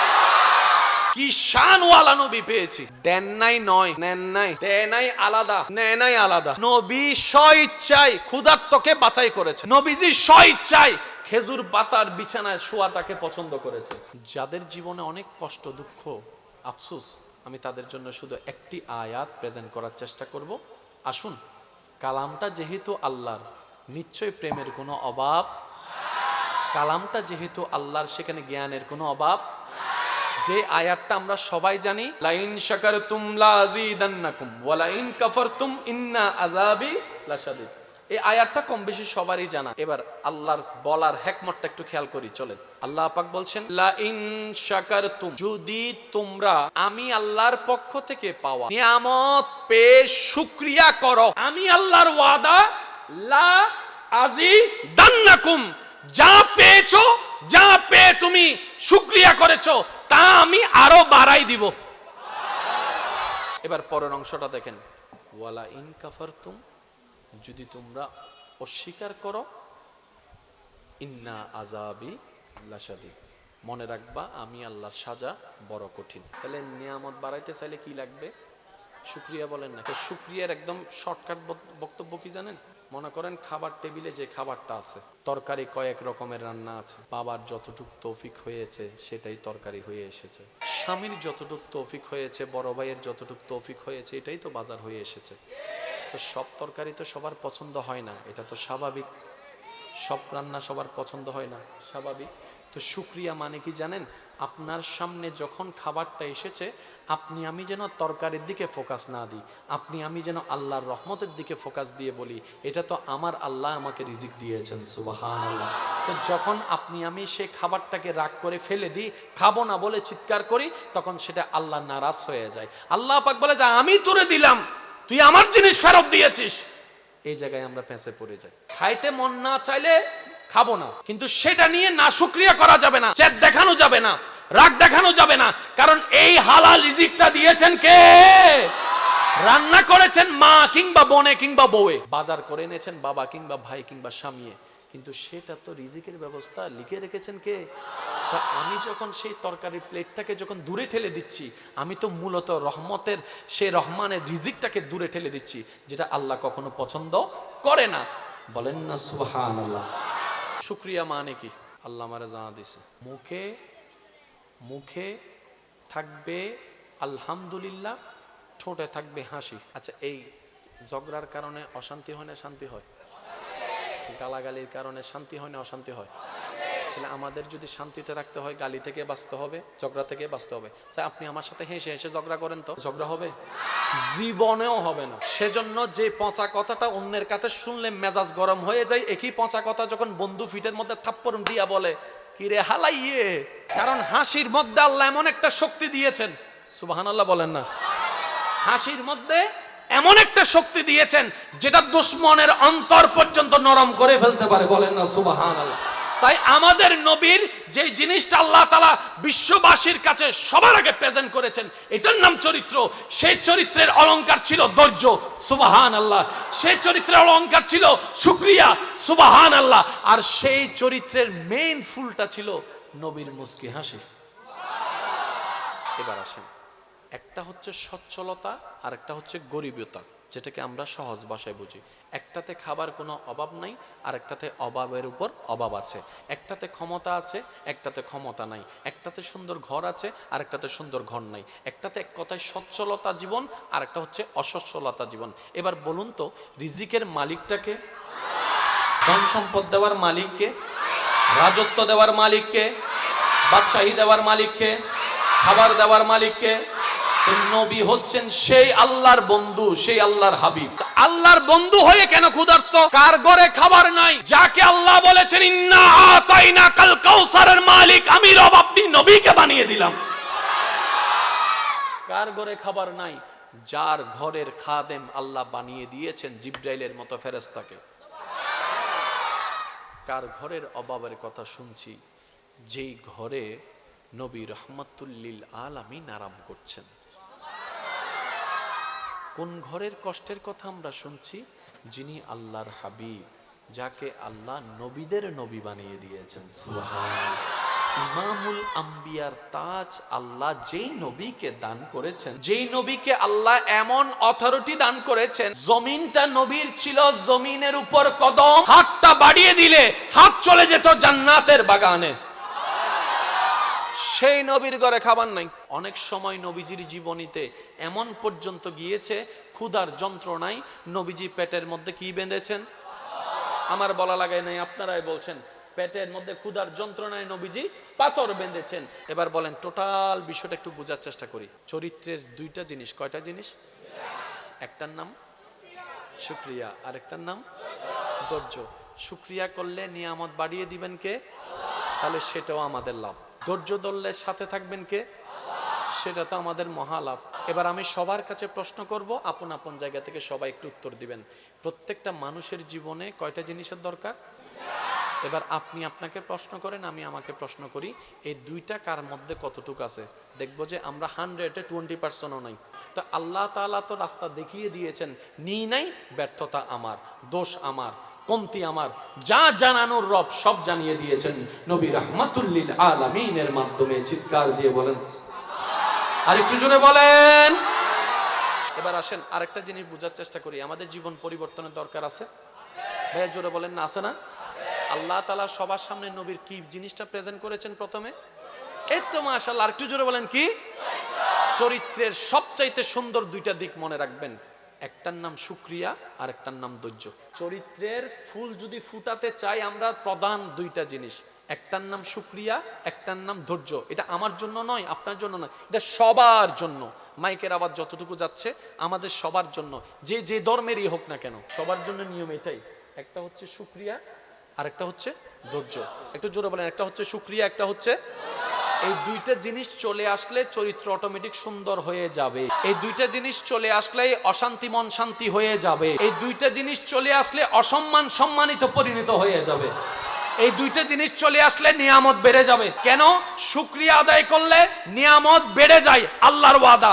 আর ধৈর্য ধারণ করলে লাভটা কি?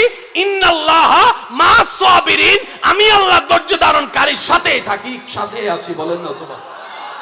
কোন ঘরে কার কয়টা সন্তান সেটা লেখা, কে কোথায় জন্মগ্রহণ করছে এটা লেখা, গ্রামের নাম কি লেখা, কিন্তু কিভাবে জন্মগ্রহণ করছে এটা লেখা। কিন্তু আমাদের নবীর সেটাও আছে। নবীর আশা কিভাবে এসে কি করেছেন সেটা পর্যন্ত কিতাব লিখেছে। নবীর পানি খাওয়া কিতাবে আছে, নবীর পানির ঢুকের কথা কিতাবে আছে, ওযু করার কথা কিতাবে আছে, নামাজ পড়ার কথা কিতাবে আছে, ইমামতির করার কথা কিতাবে আছে, চলার কথা কিতাবে আছে, বসার কথা কিতাবে আছে, গরিবের সাথে কিভাবে কথা বলতেন সেটা কিতাবে আছে, মা হালিমা আসলে কি করতেন সেটাও কিতাবে লেখা আছে। কারো জীবনী এমন ভাবে পুঙ্খানুপুঙ্খানু ভাবে কোথাও লেখা, সবার জীবনী সবার জন্য প্রযোজ্য নয়, কিন্তু নবীরটা সবার জন্য প্রযোজ্য। সুবহানাল্লাহ বলেন না ভাই? এই অঙ্কটা একটু মিলানোর চেষ্টা করবেন আপনি আপনার জ্ঞান দিয়ে। সবারটা সবার সাথে মিলেও না, সবারটা সবাই অনুকরণ করতেও পারে না। নবীর জীবনীকে আল্লাহ এমন ভাবে সাজিয়ে দিয়েছেন, বড় থেকে ছোট, মোটা থেকে চিকুন, ধনী থেকে গরিব, সবাই। চমৎকার বিষয় কোন জায়গায় জানেন? পৃথিবীতে অনেক জ্ঞানীর বক্তব্য, অনেক জ্ঞানীর বক্তার বক্তব্য কিংবা লেখনীর লেখা নিয়ে অনেক গবেষণা হচ্ছে, চলছে, কিছু না কিছু বের হয় এখান থেকে। পৃথিবীর সমস্ত জ্ঞানীর জ্ঞান এক জায়গায় রেখে কোরআনের একটি শব্দের তাফসীর, ব্যাখ্যা, আলোচনা কিয়ামত পর্যন্ত করলেও শেষ হবে না। শুধু আমি আপনাদের সম্মুখে একটা কথা বলতে চাই, শুনতে শুনতে অনেক আয়াত মুখস্থ হয়েছে এরকম আছে না নাই? তার মানে এটা আপনি অনেকবার শুনেছেন। এটা কিন্তু আপনি আমি মুখস্থ করি নাই, শুনতে শুনতে এগুলা কিন্তু শুনতে শুনতে মুখস্থ হয়ে গেছে। তার মানে আমরা এটা অনেকবার শুনেছি। এবার বলেন শুনেছি কোথায়? মাহফিলে। বলেন না কোথায়? আজকে এই মাহফিলে, কালকে ওই মাহফিলে, ওই মাহফিলে, আজকে এই বক্তার কাছে, কালকে ওই বক্তার কাছে, ওই বক্তার কাছে। এই পর্যন্ত এই আয়াত নিয়ে ওয়া মা আরসালনাকা ইল্লা রাহমাতাল লিল আলামিন নিয়ে আপনার জানা মতে কয়জন হুজুর ওয়াইজ করছে? আপনি কখনো দাঁড়িয়ে বলেছেন হুজুর গত বছরও অন্য হুজুরের কাছে এই আয়াত শুনছি, আমরা এই আয়াত শুনবো না, আরেকটা নিয়ে বলেন? আপনি বলেন নাই। কেন বলেন নাই জানেন? কারণ আপনারও জানা আছে কালামটা যেহেতু আল্লাহর, একটি কালাম নিয়ে যদি 1 কোটি আলোচক আলোচনা করে, 1 কোটির আলোচনা 1 কোটি রকম হবে। এক একটা শব্দ থেকে জ্ঞানের ভান্ডার বের হয়, এটার নাম কোরআনুল কারীম। কিয়ামত পর্যন্ত যদি পৃথিবীর সমস্ত স্কলাররা শুধু বিসমিল্লাহির রহমানির রহিম আয়াত নিয়ে যদি সারাটা জীবন গবেষণা করে পার করে দেয়, আমার মন বলে বিসমিল্লাহ পর্যন্ত আমরা যেতে পারবো না, হায়াত শেষ হয়ে যাবে। কারণ এটা কালামুল্লাহর গভীরতা, আল্লাহর কালামের পাওয়ার। বলেন না সুবহানাল্লাহ। জগৎ ভক্ত হয়েছে নবীর কোন জিনিসটা দেখে? ভাইয়া জোরে বলেন না। কাফেররা পর্যন্ত নবীর যে চরিত্র দেখে এটা বলতে বাধ্য হয়েছে, পৃথিবীর সবাই বাটপারি করলো, একজন বাটপারি করবে না, সেটাই আব্দুল্লাহর বেটা মুহাম্মদ। বলেন না সুবহানাল্লাহ। পৃথিবীর সবাই মিথ্যা কথা বললেও একজন কখনো মিথ্যা বলতে পারে না, তিনি হচ্ছেন আব্দুল্লাহর বেটা মুহাম্মদ। নিজের সন্তানের কাছে যদি টাকা রেখে যাও, সেটা নড়চড় হওয়ার সুযোগ থাকতে পারে। যদি আমানতটা বরাবর ফেরত পেতে চাও, আমানতটা আব্দুল্লাহর বেটা মুহাম্মদের কাছে রাখো। কাফেররাই বলছে, বাটপাররাই বলছে, মৃত্যুকরাই বলছে, জানাকুররাই বলছে, সুদকুররাই এই কথা বলছে, মুহাম্মদের কাছে যদি আমানত রাখো 19-20 কখনোই হবে না, যেমন দিবা তেমনই ফেরত পাবা। বলেন না সুবহানাল্লাহ। এই স্বীকারোক্তি কে দিচ্ছে, মুসলমান নাকি বাটপার? জোরে বলেন না। তো বাটপাররা কি দেখে মুগ্ধ হয়েছে? বাটপাররা নবীজির চরিত্র মোবারক দেখেই মুগ্ধ হয়েছে। বলেন সুবহানাল্লাহ।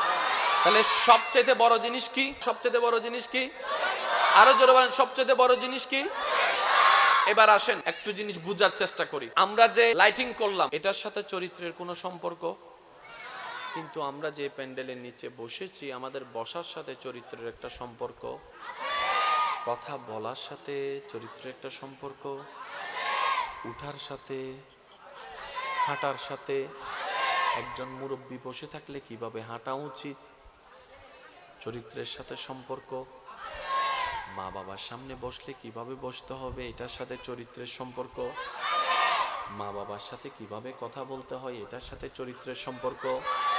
একজন কাস্টমার আসলে কিভাবে কথা বলতে হবে, এটার সাথে চরিত্রের সম্পর্ক। একজন গরিব, অসহায়, ক্ষুধার্ত, তৃষ্ণার্ত, ভিক্ষুক যদি সামনে আসে, তার সাথে কিভাবে কথা বলতে হবে, এটার সাথে চরিত্রের সম্পর্ক আছে। এবার টোটাল বিষয়কে যদি আপনি একটু অ্যানালাইসিস করেন, আমাদের এই সমাজ পৃথিবীতে যত অশান্তির কারণ, তন্মধ্যে প্রধান কারণ হচ্ছে আমাদের চরিত্রটা ঠিক না থাকার কারণেই এই অশান্তিটা দেখা যাচ্ছে। কথা বলেন ঠিক কিনা? হয় বউকে পেয়ে কিভাবে মার বিপক্ষে যাচ্ছি, মার পক্ষে গিয়ে কিভাবে বউয়ের বিপক্ষে যাচ্ছি, এই যে ব্যালেন্স করতে আমরা পারি না। আপনারাই তো প্রায় সময় বলেন, হঠাৎ করে একজন গরিবের ছেলে, কষ্ট নেবেন না, যেটা আঞ্চলিক ভাষা, ফকিরের ছেলে যদি হঠাৎ করে টাকাওয়ালা হয়ে যায়, সে আর মানুষ চিনে না, রক্ত চিনে না, আপন চিনে না, সে তার নিচে মাটিও থাকে না, সব জায়গায় শুধু ফ্লোরের মধ্যে টাইলস খুঁজে পায়, অহংকারের সীমানা পাড়িয়ে সে অনেক জায়গায় চলে যায়। এই জিনিসগুলা কেন হচ্ছে? শুকরিয়া করলে নিয়ামত কি হবে? তাহলে আমরা শুকরিয়া না করে নিজের নিয়ামত নিজেই কমাইছি। এবার বলেন, ধৈর্য ধরলে কে আমাদের সাথী হবে? কে আমাদের সাথী হবে? আল্লাহ কার সাথে থাকবে? ধৈর্য ধারণকারীর সাথে। তো ধৈর্য ধরলে আমাদের সাথে কে থাকবে? আল্লাহ যার সাথে সে কখনো ফেল হতে পারে না, আল্লাহ যার সাথে সে কখনো অপমানিত হতে পারে না, আল্লাহ যার সাথে সে কখনো জাহান্নামে যেতে পারে না। ওই যে প্রথম কথাই বলেছিলাম, দুইটা দোকান, একটা দুনিয়ার দোকান, একটা হাসরের দোকান, পরকালের দোকান। এই দোকান দুইটাতে যদি আমরা সফল ব্যবসায়ী হতে চাই, সবার জীবনে দুইটা জিনিস লাগবে, একটার নাম শুকরিয়া, একটার নাম ধৈর্য। বলেন না সুবহানাল্লাহ।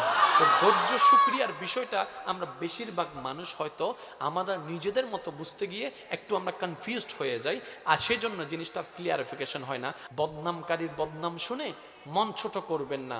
ফেসবুকের পোস্টে 10টার কমেন্টসের ভিতরে 9টাই আপনাকে মাশাআল্লাহ বলে কমেন্টস করেছে, সেটার দিকে নজর না গেলেও আমাদের ওই একজন যেটা একটু বিরূপ মন্তব্য করেছে, ওই কমেন্টসটাই বারবার আমাদের নজর কেড়ে নেই, যার কারণে আমাদের দুঃখের কারণ আমরা নিজেরাই হচ্ছি।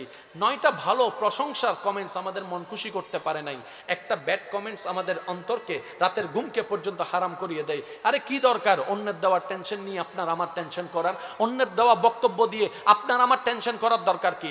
আপনার আমার হিসাব তো কোনো ব্যক্তি করবে না, হিসাব তো ব্যক্তিকে দেওয়ার দরকার নেই, হিসাব তো আল্লাহ না নেবে, হিসাব তো আল্লাহ না নেবে, হিসাব তো আল্লাহ না দিবে, জান্নাত তো দিবে আল্লাহ না, আল্লাহর সাথে না আমাদের হিসাব। বান্দার কাছে কোনো জবাবদিহির দরকার তো নাই, ফেসবুকের কাছে ইউটিউবের কাছে তো জবাবদিহির দরকার নেই, জবাবদিহি তো করব আল্লাহর কাছে, আল্লাহই তো হিসাব নিবে। তাই আমি বলি, যে আপনার বদনাম করে আগে দেখেন সে কখন আপনার প্রশংসা করছে কিনা। আপনি দেখবেন তার জীবনে কখনো আপনার নামে একটা প্রশংসা আসে নাই, তার বদনাম শোনার তো কোনো দরকার। আপনি তার বদনাম দেখে, বদনাম করা দেখে আপনি বদনামকারী হয়েন না, আপনি বদনামকারী হয়েন না। কারণ গালিদাতার প্রতি রবের রহমত থাকে না, সালামদাতার প্রতি রবের রহমত থাকে। তা আমাদের লাভটা কি? আমাদের লাভ চাওয়ার মানুষ হচ্ছে রহমতটা লাগবে, সুতরাং সালাম দিতেই থাকবো, রহমত নিতেই থাকবো। বলেন না সুবহানাল্লাহ। কেন একজন বোন রাস্তা দিয়ে গেলে আমাদের ইফটিজিং এর শিকার হচ্ছে? কেন আমাদের যুবক ছেলেরা যেই সময়টা নিজের জীবনকে গড়ার জন্য পরিশ্রম করার দেওয়ার সময়, এই সময় কেন গাছতলায় গিয়ে গাঁজা সেবন করছে, বন্ধুর পাল্লায় পড়ে সিগারেট খাচ্ছে, বন্ধুর পাল্লায় পড়ে কেন সে নেশাদ্রব্য গ্রহণ করছে? সব কিছুকে একটু অ্যানালাইসিস করেন। সব কিছুর মূলে আমাদের চরিত্রের অধপতন। এই চরিত্রের অধপতনটাই যদি ঠিক করতে চাই, আল্লাহ তাআলার দরবারে যখন ফরিয়াদ করলাম, আল্লাহ আমাদের চরিত্র ছাড়া তো কোনো দিকেই ভ্যালু নাই, না ভিতরে না বাহিরে। আল্লাহ আমরা চরিত্রের উন্নয়ন করতে চাই, কিভাবে করব? আমাদের জন্য যদি একটু গাইডলাইন দিতা। রব্বে করিম বলে, হে আমার বান্দারা, চরিত্রের চাইতে বড় নিয়ামত আর কিছু হতে পারে না। নবীর হাদিসের ছায়াতলে দেখা যায় হাসরের ময়দানে ঈমানের পরে দাড়ি পাল্লায় যেই জিনিসটা সবচাইতে বেশি ওজনদার হবে সেটার নাম চরিত্র, সেটার নাম আখলাক, খুলুকে আজিম। নবীর চরিত্রের সংবাদ আল্লাহ দিয়েছেন। আল্লাহ তাআলা বলে, হে আমার বান্দা, যদি তোমার ভিতর বাহির সবকিছু সুন্দর করতে চাও, তোমাদের জন্য একটা রোল মডেল আমি দিয়েছি। ইন্নাকা লা আলা খুলুকিন আজিম ওয়া আলা রাহমাতুল লিল আলামিন, নবীর জীবন দিয়েছি। বলেন সুবহান। কেউ যদি গরিব বলে মন ছোট কইরেন না, কেউ যদি টিটকারি মারে বাদ নাই ঘরে, মন ছোট করবেন না। কিভাবে বুঝাই আপনাদেরকে? হাসরের ময়দানে যখন হিসাবের কাঠগড়ায় সবাই দাঁড়াবে, কোটিপতিরা তখনও হিসাব দিতে থাকবে। যখন দুনিয়াতে থাকা অর্থনৈতিকভাবে গরিব, তারা জান্নাতের ভিতর ঢুকে বসে থাকবে। সুবহানাল্লাহ। বুঝার জন্য বলা, বস দাঁড়িয়ে আছে, দারোয়ান জান্নাতে, ড্রাইভার জান্নাতে, বাবুর্চি জান্নাতে। এবার সেই বস হিসাব দিতেই আছে, দিতেই আছে, দিতেই আছে। যখন দারোয়ান পাশ কেটে চলে যাবে, মালিক বলবে, দুনিয়াতে সর্ব জায়গায় আমি আগে ছিলাম, টাকার ক্ষেত্রে আমি আগে ছিলাম, সম্মানের ক্ষেত্রে আমি আগে ছিলাম, চেয়ারে আমি বসেছি, ফ্লোরে তুই বসেছিস, আজকে তুই আগে যাচ্ছিস কেন? তখন ওই দারোয়ান বলবে, ওই অসহায় বলবে, আল্লাহর দরবারে লক্ষ শুকরিয়া যে আমাকে টাকার মালিক বানায় নাই, তাই তো আজকে আপনি আটকাই আছেন। আমার মালও ছিল কম, হিসাবও আমার কম, আমি চলে যাচ্ছি জান্নাতে আল্লাহর দয়া নিয়ে। বলেন সুবহান। সেজন্য কখনোই কোনো অবস্থায় নাই বলতে কিছু বলবেন না। নাই না, সাইড চাওয়ার সাইড আল্লাহ আমাকে বেশি দিছে। আজকে থেকে আর কোন আফসোস বলেন না, আজকে থেকে কোন আফসোস না, পাওয়া নিয়ে আফসোস অনেক করছি। আসেন জীবনটাকে পাওয়ার শুকরিয়া আদায় করার মাধ্যমে সজ্জিত করার চেষ্টা করি। সেকেন্ড কিন্তু শেষ হয়ে যাচ্ছে আমাদের জীবন থেকে। এই বাকি জীবন না চলেন না, একটু চেষ্টা করি, পারি না পারি পরে দেখা যাবে, একটু চেষ্টা করে দেখি। অন্তত নিজে সুখে থাকার জন্য হলো চেষ্টা করার তো দরকার আছে। আমি আপনাদের, আল্লাহ কি বলছেন? লা ইন শাকারতুম, যদি তোমরা আমি আল্লাহর নিয়ামত পেয়ে শুকরিয়া আদায় করো, লা আযীদান্নাকুম, বাড়িয়ে দেওয়ার দায়িত্ব আমি আল্লাহ নিজেই গ্রহণ করেছি। সুবহানাল্লাহ। এবার পরের অংশ কেমন হওয়া দরকার? যদি শুকরিয়া না করো আমি কমাই দিব, এটাই হওয়া দরকার। কিন্তু আল্লাহ বলছেন কি? ওয়ালা ইন কাফারতুম, যদি তোমরা অস্বীকার করো, ইন্না আযাবি লাশাদীদ, মনে রাখবা আমার সাজা বড় কঠিন, আমার সাজা বড় বেদনাদায়ক, আমার সাজা বড় মারাত্মক। আল্লাহ আগের কথার সাথে তো পরের কথা মিলল না। কারণ আমরা হলে বলতাম বাড়াই দিব যদি প্রশংসা করো, কমাই দিব যদি তুমি আমার বদনাম করো। এটাই তো হওয়ার কথা। রব বলে যে কালামটা তো আমার, স্পেশাল তো হতেই হবে, স্পেশাল তো হতেই হবে। সুবহানাল্লাহ। এবার প্রথম অংশটা ওলামায়ে ইকরামের দোয়া নিয়ে চলুন আসুন একটু বোঝার চেষ্টা করি। সমস্ত বান্দাদের কাছে আমার মেসেজটুকু পৌঁছানোর চেষ্টা করছি। ওয়ামা তৌফিক ইল্লা বিল্লাহ। রব বলছেন লা ইন শাকারতুম লাযীদ আযীদান্নাকুম, যদি তোমরা আমি আল্লাহর পক্ষ থেকে যা পাও, যতটুক পাও, যখন পাও, যেভাবে পাও, সেটা পেয়ে যদি শুকরিয়া করো, তার মানে সেটা পেয়ে যদি খুশি মনে আলহামদুলিল্লাহ বলতে পারো, তোমাদের দায়িত্ব হচ্ছে শুধু খুশি মনে আলহামদুলিল্লাহ বলা। আল্লাহর ওয়াদা কি, যদি আমার পক্ষ থেকে যা পাও খুশি মনে যদি আলহামদুলিল্লাহ বলতে পারো, আমি ওয়াদা দিলাম লা আযীদান্নাকুম। ওইটা কিভাবে বাড়াইতে হয় আমার জানা আছে, কিভাবে বাড়াইতে হয় আমার জানা আছে। টেনশন তোরা করিস না, তোরা তো লাভের পক্ষে আছস, বেশিটাই চাস, তো বেশিটা তো আমি এনে দিতে পারি, তো আমার ওয়েটা মেনে নে, কাজ হয়ে যাবে। সেটা কি, যা পাবি হালাল, সবগুলোতে খুশি মনে আলহামদুলিল্লাহ বলবি। চাচাই কি পেয়েছে সেটা দেখে মন খারাপ করিস না, বন্ধু কি পেয়েছে সেটা দেখে মন খারাপ করিস না, মামার বাড়ি কেমন সেটা দেখে মন খারাপ করিস না, ওই দুশমনে কি পেয়েছে এটা দেখে মন খারাপ করিস না। তোদের সাথে আমার লেনদেন, আমি দিব তুই নিবি, আমি দিব তুই নিবি। ডানে বামে তাকানোর দরকার নাই, তুই শুধু আমার দিকে তাকায় থাকবে, আমি আল্লাহ তোকে দিতেই থাকবো। বলেন সুবহানাল্লাহ। সিস্টেম এটা। আমি কি পেয়েছি সেই হিসাব তো কখনো করি নাই। আমি তো আমার জীবনে সবসময় না পাওয়ার হিসাবে না করছি, এটা পাই নাই, ওইটা পাই নাই, তাহাজ্জুদ পড়ে দোয়া করছিলাম, এটা পাই নাই, এই দোয়া কবুল হয় নাই, ওই দোয়া কবুল হয় নাই, এই চাওয়া পূরণ হয় নাই। আমার কাছে তো না পাওয়ার লিস্টিটা না আছে, কিন্তু আল্লাহ যে আমাকে বিনা চাওয়াতে এত ডেল দিয়েছেন সেটার হিসাব তো কখনো করতে পারি নাই। এই কারণে আমাদের এত অধপতন হচ্ছে, আমাদের ভিতর বাহির অশান্তি হচ্ছে। রবের ওয়াদা, হে আমার বান্দারা যদি শুকরিয়া করো নিয়ামত বাড়াই দিব। তো নিয়ামতটা কি? নিয়ামত মানে সুখে থাকার জন্য যা দরকার রবেই সেটা ব্যবস্থা করে দিবেন। বলেন সুবহানাল্লাহ। নবীর দরবারে যখনই কোনো ভিক্ষুক আসতেন, নবী কখনো কাউকে ফেরত দিতেন না, কখনো কাউকে চিৎকার করে ধমক দিতেন না। এবার আপনারা তো জানেন নবীজির ঘর কেমন ঘর ছিল ভাই, যে ঘরে অনেক সময় 2 বেলা খাবারও ছিল না, 3 বেলাও খাবার ছিল না। নবী ক্ষুধার্ত জীবন কাটিয়েছেন, ইমাম হাসান ও হোসেন ক্ষুধার্ত অবস্থায় কাটিয়েছেন, ফাতেমাতুজ জোহরা ক্ষুধার্ত অবস্থায় জীবন কাটিয়েছেন। কেন? ঘরে কোনো খাবার ছিল না। এবার সেই ঘরে, যে ঘরে কোনো খাবারই নাই, সেই ঘরে যদি ভিক্ষুক যাইয়া ভিক্ষা করে, সেই ঘরে যদি ভিক্ষুক যাইয়া বলে যে আমি কিছু খাই নাই আমারা দেন, মেজাজটা কেমন গরম হওয়া দরকার, যে আমার নিজের কাছে নাই তোমাকে দিব কোত্থেকে।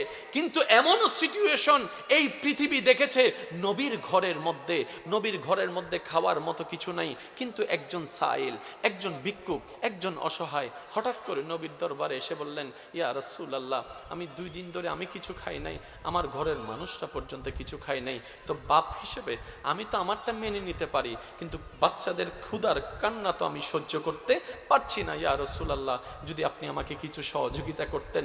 এই কথাটা শোনার সাথে সাথে নবীর চেহারা মলিন হয়ে গিয়েছেন। হবে নাই বা কেন? তিনি যে রহমাতুল লিল আলামিন, তিনি যে রহমাতুল লিল আলামিন, রহমতের ভান্ডার করে আল্লাহ তাআলা যাকে পাঠিয়েছেন। নবী বললেন, আমার কাছে তো কিছু নাই, একটু অপেক্ষা করো, দেখো না আল্লাহ কি করে, দেখো না আল্লাহ কি করে। এই কিছুক্ষণ পরেই নবীর দরবারে কিছু আল্লাহর হুকুমে হাদিয়া চলে আসলেন। ওই হাদিয়ার মধ্যে থালা ভর্তি খাবার ছিল। ওই খাবারটা আসার পরে সবাই হয়তো মনে করেছে আগে তো নিজের ঘরে চেরাগ দেয়, তারপরেই তো বাহিরের ঘরে চেরাগ দেয়, এটাই তো বাস্তবতা। নবী হয়তো ঘরের অন্তর্মহলে পাঠিয়ে দিবেন খাবারটা, সবার ধারণা ছিল এইরকম হতে পারে। কিন্তু নবীর কাছে যখন হাদিয়াটা আসলেন, নবী সর্বপ্রথম ওই মানুষটাকে দেখেই হাদিয়াটা দান করে দিলেন, যাও তুমি এবং তোমার পরিবার নিয়ে খাবারটা আহার করো। বলেন না সুবহানাল্লাহ।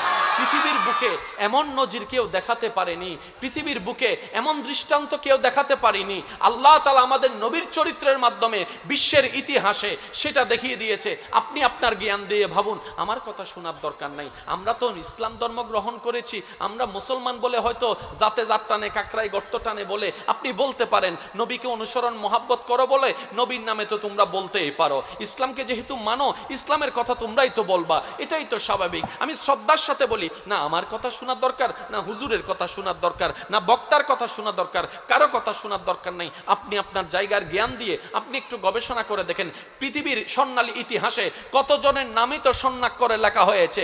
কারো অবদান এই দিকে, কারো অবদান ওই দিকে, কেউ সমাজ বিজ্ঞানে, কেউ রাষ্ট্রবিজ্ঞানে, কেউ বিজ্ঞানের মধ্যে, কেউ ডাক্তারির মধ্যে, এক একজন এক এক জায়গায় সুনাম অর্জন করেছে, নাম অর্জন করেছে। কথা বলেন ঠিক কি না? নাম অর্জন করেছে। এক একজনের জীবনী লেখা হয়েছে, কত ব্যক্তির জীবনী লেখা হয়েছে, কিন্তু নীল আর্মস্ট্রংয়ের জীবনী আছে ছোটবেলায় কি করেছে? হ্যাঁ আছে। পড়ালেখা কিভাবে করেছে? হ্যাঁ আছে। স্ট্রাগল কিভাবে করেছে? এটা আছে। কিন্তু নীল আর্মস্ট্রং কিভাবে ঘুমিয়েছে? কোথাও লেখা নাই। নীল আর্মস্ট্রং কিভাবে খাওয়া দাওয়া করেছে? কোথাও লেখা নাই। নীল আর্মস্ট্রংয়ের চলা কেমন ছিল? কোথাও লেখা নাই। বিশ্বের ইতিহাসে একমাত্র আমাদের নবী রাহমাতুল লিল আলামিন, যার 24টা ঘন্টার প্রত্যেকটা কাজ কিতাবের মধ্যে উল্লেখ হয়েছে, বলেন সুবহান। এবার জগৎ বলে, ইয়া রাসূলুল্লাহ, আল্লাহ তো আপনাকে অনেক কিছুই দিয়েছেন, আর সব কিছুই বাদ দিলাম, আপনি যদি একবার দোয়া করতেন, আল্লাহ 1 মাসের খাবার পাঠাইয়া দাও, আল্লাহ সেটা করতেন, আল্লাহ সেটা দিতেন। কিন্তু আল্লাহও দেন নাই, আপনিও চান নাই। ব্যাপার তো বুঝলাম না। নবী বলে, আল্লাহ তাআলা আমাকে 2টা জীবনের অথরিটি দিয়েছেন। হে নবী, আপনি চাইলে সচ্ছলতা নিতে পারেন, আপনি চাইলে গরিবী জিন্দেগি নিতে পারেন। ও নবী, আপনার ইচ্ছা, আপনার উইশ, আপনার স্বাধীনতা। আমি আল্লাহ, আপনি যেটাকে ক্লিক দিবেন আমি সেটাই আপনার জীবনেতে দান করব। কারণ আমি আল্লাহ, ইন্নাল্লাহ আলা কুল্লি শাইইন কাদিরের অধিকারী। আমি আল্লাহ কোন বললেই ফায়াকুন হয়ে যায়। ও নবী, আপনার ইচ্ছার উপর ছেড়ে দিলাম, আপনি কোনটাকে নেবেন, আপনি কোনটাকে নেবেন। জগৎ বলে সচ্ছলতা নেন, গাড়ি পাবেন, বাড়ি পাবেন, কোটি টাকা পাবেন, খাবার কোনো অভাব হবে না, ক্ষুধার যন্ত্রণা সহ্য করতে হবে না, বৃষ্টি পড়লে ঘরের মধ্যে ছাদ বেয়ে পানি পড়বে না, আপনার কোনো কষ্ট থাকবে না। নবী বলে, আল্লাহ আমি সচ্ছলতা চাই না, আমি গরিবী জিন্দেগি চাই, আমি অভাবের জিন্দেগি চাই, আমি কষ্টের জিন্দেগি চাই, আমি কষ্টের জিন্দেগি চাই, আমি যন্ত্রণার জিন্দেগি চাই, আমি অভাবের জিন্দেগি চাই, আমি ক্ষুধার জিন্দেগি চাই। জগৎ বলে, ইয়া রাসূলুল্লাহ, আপনি বাছাই করেছেন এটা, আমরা হলে তো ওইটাই নিতাম। নবী বলে, তোমাদের চিন্তা আলাদা, আমার চিন্তা আলাদা, তোমাদের মন আলাদা, আমার মন আলাদা, তোমাদের বিবেক আলাদা, আমার বিবেক আলাদা। আমি নবী গরিবীকে বাছাই করেছি। আমার উম্মতের মধ্যে যখন গরিবরা, ক্ষুধার্তরা, খাবার কষ্ট পাওয়া উম্মতরা যখন দেখবে আমি নবী খাবার কষ্ট সহ্য করেছি, ঈমান বিক্রি করি নাই, আমার উম্মতরাও সাহস পাবে আমার নবী সহ্য করেছে। সুবহানাল্লাহ। কি শানওয়ালা নবী পেয়েছি। দেন নাই নয়, নেন নাই, দেয় নাই আলাদা, নেয় নাই আলাদা। নবী স্বইচ্ছায় ক্ষুধার্তকে বাছাই করেছে। নবীজি স্বইচ্ছায় খেজুর পাতার বিছানায় শোয়াটাকে পছন্দ করেছে। যাদের জীবনে অনেক কষ্ট, দুঃখ, আফসোস, আমি তাদের জন্য শুধু একটি আয়াত প্রেজেন্ট করার চেষ্টা করব। আসুন, কালামটা যেহেতু আল্লাহর, নিশ্চয় প্রেমের কোনো অভাব, কালামটা যেহেতু আল্লাহর, সেখানে জ্ঞানের কোনো অভাব। যে আয়াতটা আমরা সবাই জানি, লাইন শাকারতুম লাযীদান্নাকুম ওয়া লাইন কাফারতুম ইন্না আযাবি লাশাদীদ। এই আয়াতটা কম বেশি সবারই জানা। এবার আল্লাহর বলার হিকমতটা একটু খেয়াল করি, চলেন। আল্লাহ পাক বলছেন, লাইন শাকারতুম, যদি তোমরা আমি আল্লাহর পক্ষ থেকে পাওয়া নিয়ামত পেয়ে শুকরিয়া করো, আমি আল্লাহর ওয়াদা, লা আযীদান্নাকুম, যা পেয়েছো, যা পেয়ে তুমি শুকরিয়া করেছো, তা আমি আরো বাড়াই দিব। এবার পরের অংশটা দেখেন, ওয়ালা ইন কাফারতুম, যদি তোমরা অস্বীকার করো, ইন্না আযাবি লাশাদীদ, মনে রাখবা আমি আল্লাহর সাজা বড় কঠিন। তাহলে নিয়ামত বাড়াইতে চাইলে কি লাগবে? শুকরিয়া বলেন না। তো শুকরিয়ার একদম শর্টকাট বক্তব্য কি জানেন? মনে করেন খাবার টেবিলে যে খাবারটা আছে, তরকারি কয়েক রকমের রান্না আছে, বাবার যতটুক তৌফিক হয়েছে সেটাই তরকারি হয়ে এসেছে, স্বামীর যতটুক তৌফিক হয়েছে, বড় ভাইয়ের যতটুক তৌফিক হয়েছে, এটাই তো বাজার হয়ে এসেছে। তো সব তরকারি তো সবার পছন্দ হয় না, এটা তো স্বাভাবিক।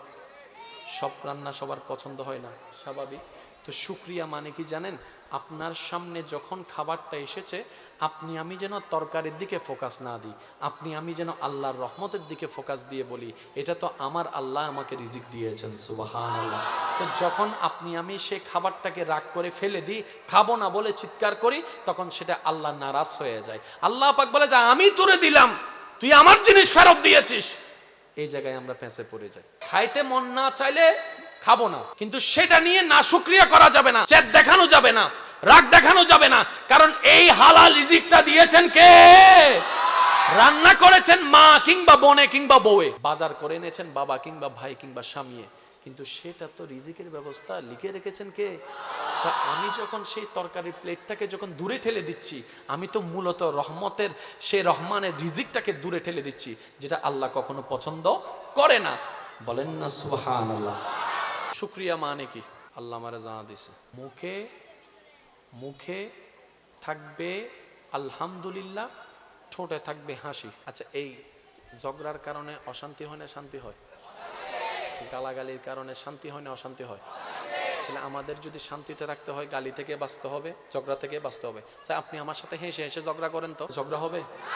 জীবনেও হবে না। সেজন্য যে পচা কথাটা অন্যের কাছে শুনলে মেজাজ গরম হয়ে যায়, একই পচা কথা যখন বন্ধু ফিটের মধ্যে থাপ্পড় দিয়া বলে কি রে হালাইয়ে, কারণ হাসির মধ্যে আল্লাহ এমন একটা শক্তি দিয়েছেন, সুবহানাল্লাহ বলেন না, হাসির মধ্যে এমন একটা শক্তি দিয়েছেন যেটা দুশমনের অন্তর পর্যন্ত নরম করে ফেলতে পারে, বলেন না সুবহানাল্লাহ। তাই আমাদের নবীর যে জিনিসটা আল্লাহ তাআলা বিশ্ববাসীর কাছে সবার আগে প্রেজেন্ট করেছেন, এটার নাম চরিত্র। সেই চরিত্রের অলংকার ছিল ধৈর্য, সুবহানাল্লাহ। সেই চরিত্রের অলংকার ছিল শুকরিয়া, সুবহানাল্লাহ। আর সেই চরিত্রের মেইন ফুলটা ছিল নবীর মুস্কি হাসি। এবার আসেন, একটা হচ্ছে সচ্ছলতা আর একটা হচ্ছে গরিবতা, যেটাকে আমরা সহজ ভাষায় বুঝি। একটাতে খাবার কোনো অভাব নাই, আর একটাতে অভাবের উপর অভাব আছে। একটাতে ক্ষমতা আছে, একটাতে ক্ষমতা নাই। একটাতে সুন্দর ঘর আছে, আর একটাতে সুন্দর ঘর নাই। একটাতে এক কথায় সচ্ছলতা জীবন, আর একটা হচ্ছে অসচ্ছলতা জীবন। এবার বলুন তো, রিজিকের মালিকটাকে? ধন সম্পদ দেওয়ার মালিককে? রাজত্ব দেওয়ার মালিককে? বাদশাহী দেওয়ার মালিককে? খাবার দেওয়ার মালিককে? নবী হচ্ছেন সেই আল্লাহর বন্ধু, সেই আল্লাহর হাবিব। আল্লাহর বন্ধু হয়ে কেন ক্ষুধার্ত? কার ঘরে খাবার নাই, যাকে আল্লাহ বলেছেন ইন্না আতাইনাকাল কাউসারের মালিক আমি রব, আপনি নবীকে বানিয়ে দিলাম। কার ঘরে খাবার নাই? যার ঘরের খাদেম আল্লাহ বানিয়ে দিয়েছেন জিবরাইলের মতো ফেরেশতাকে। কার ঘরের অভাবের কথা শুনছি? যেই ঘরে নবী রহমাতুল লিল আলামিন আরাম করছেন। কোন ঘরের কষ্টের কথা আমরা শুনছি? যিনি আল্লাহর হাবিব, যাকে আল্লাহ নবীদের নবী বানিয়ে দিয়েছেন। সুবহানাল্লাহ। ইমামুল আম্বিয়ার তাজ আল্লাহ যেই নবীকে দান করেছেন, যেই নবীকে আল্লাহ এমন অথরিটি দান করেছেন, জমিনটা নবীর ছিল, জমিনের উপর কদম, হাতটা বাড়িয়ে দিলে হাত চলে যেত জান্নাতের বাগানে। সেই নবীর ঘরে খাবার নাই।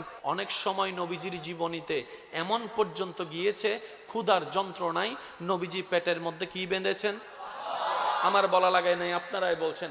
পেটের মধ্যে ক্ষুধার যন্ত্রণায় নবীজি পাথর বেঁধেছেন। এবার বলেন, টোটাল বিষয়টা একটু বোঝার চেষ্টা করি। চরিত্রের দুইটা জিনিস, কয়টা জিনিস?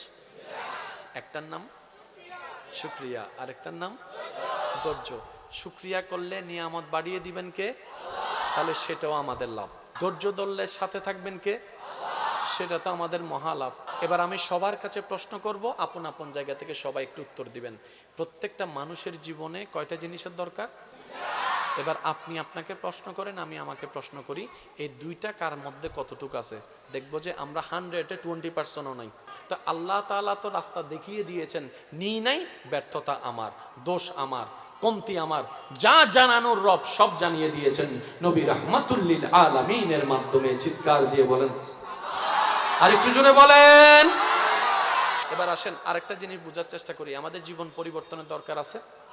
ভাইয়া জোরে বলেন না, আছে না? আল্লাহ তাআলা সবার সামনে নবীর কি জিনিসটা প্রেজেন্ট করেছেন প্রথমে?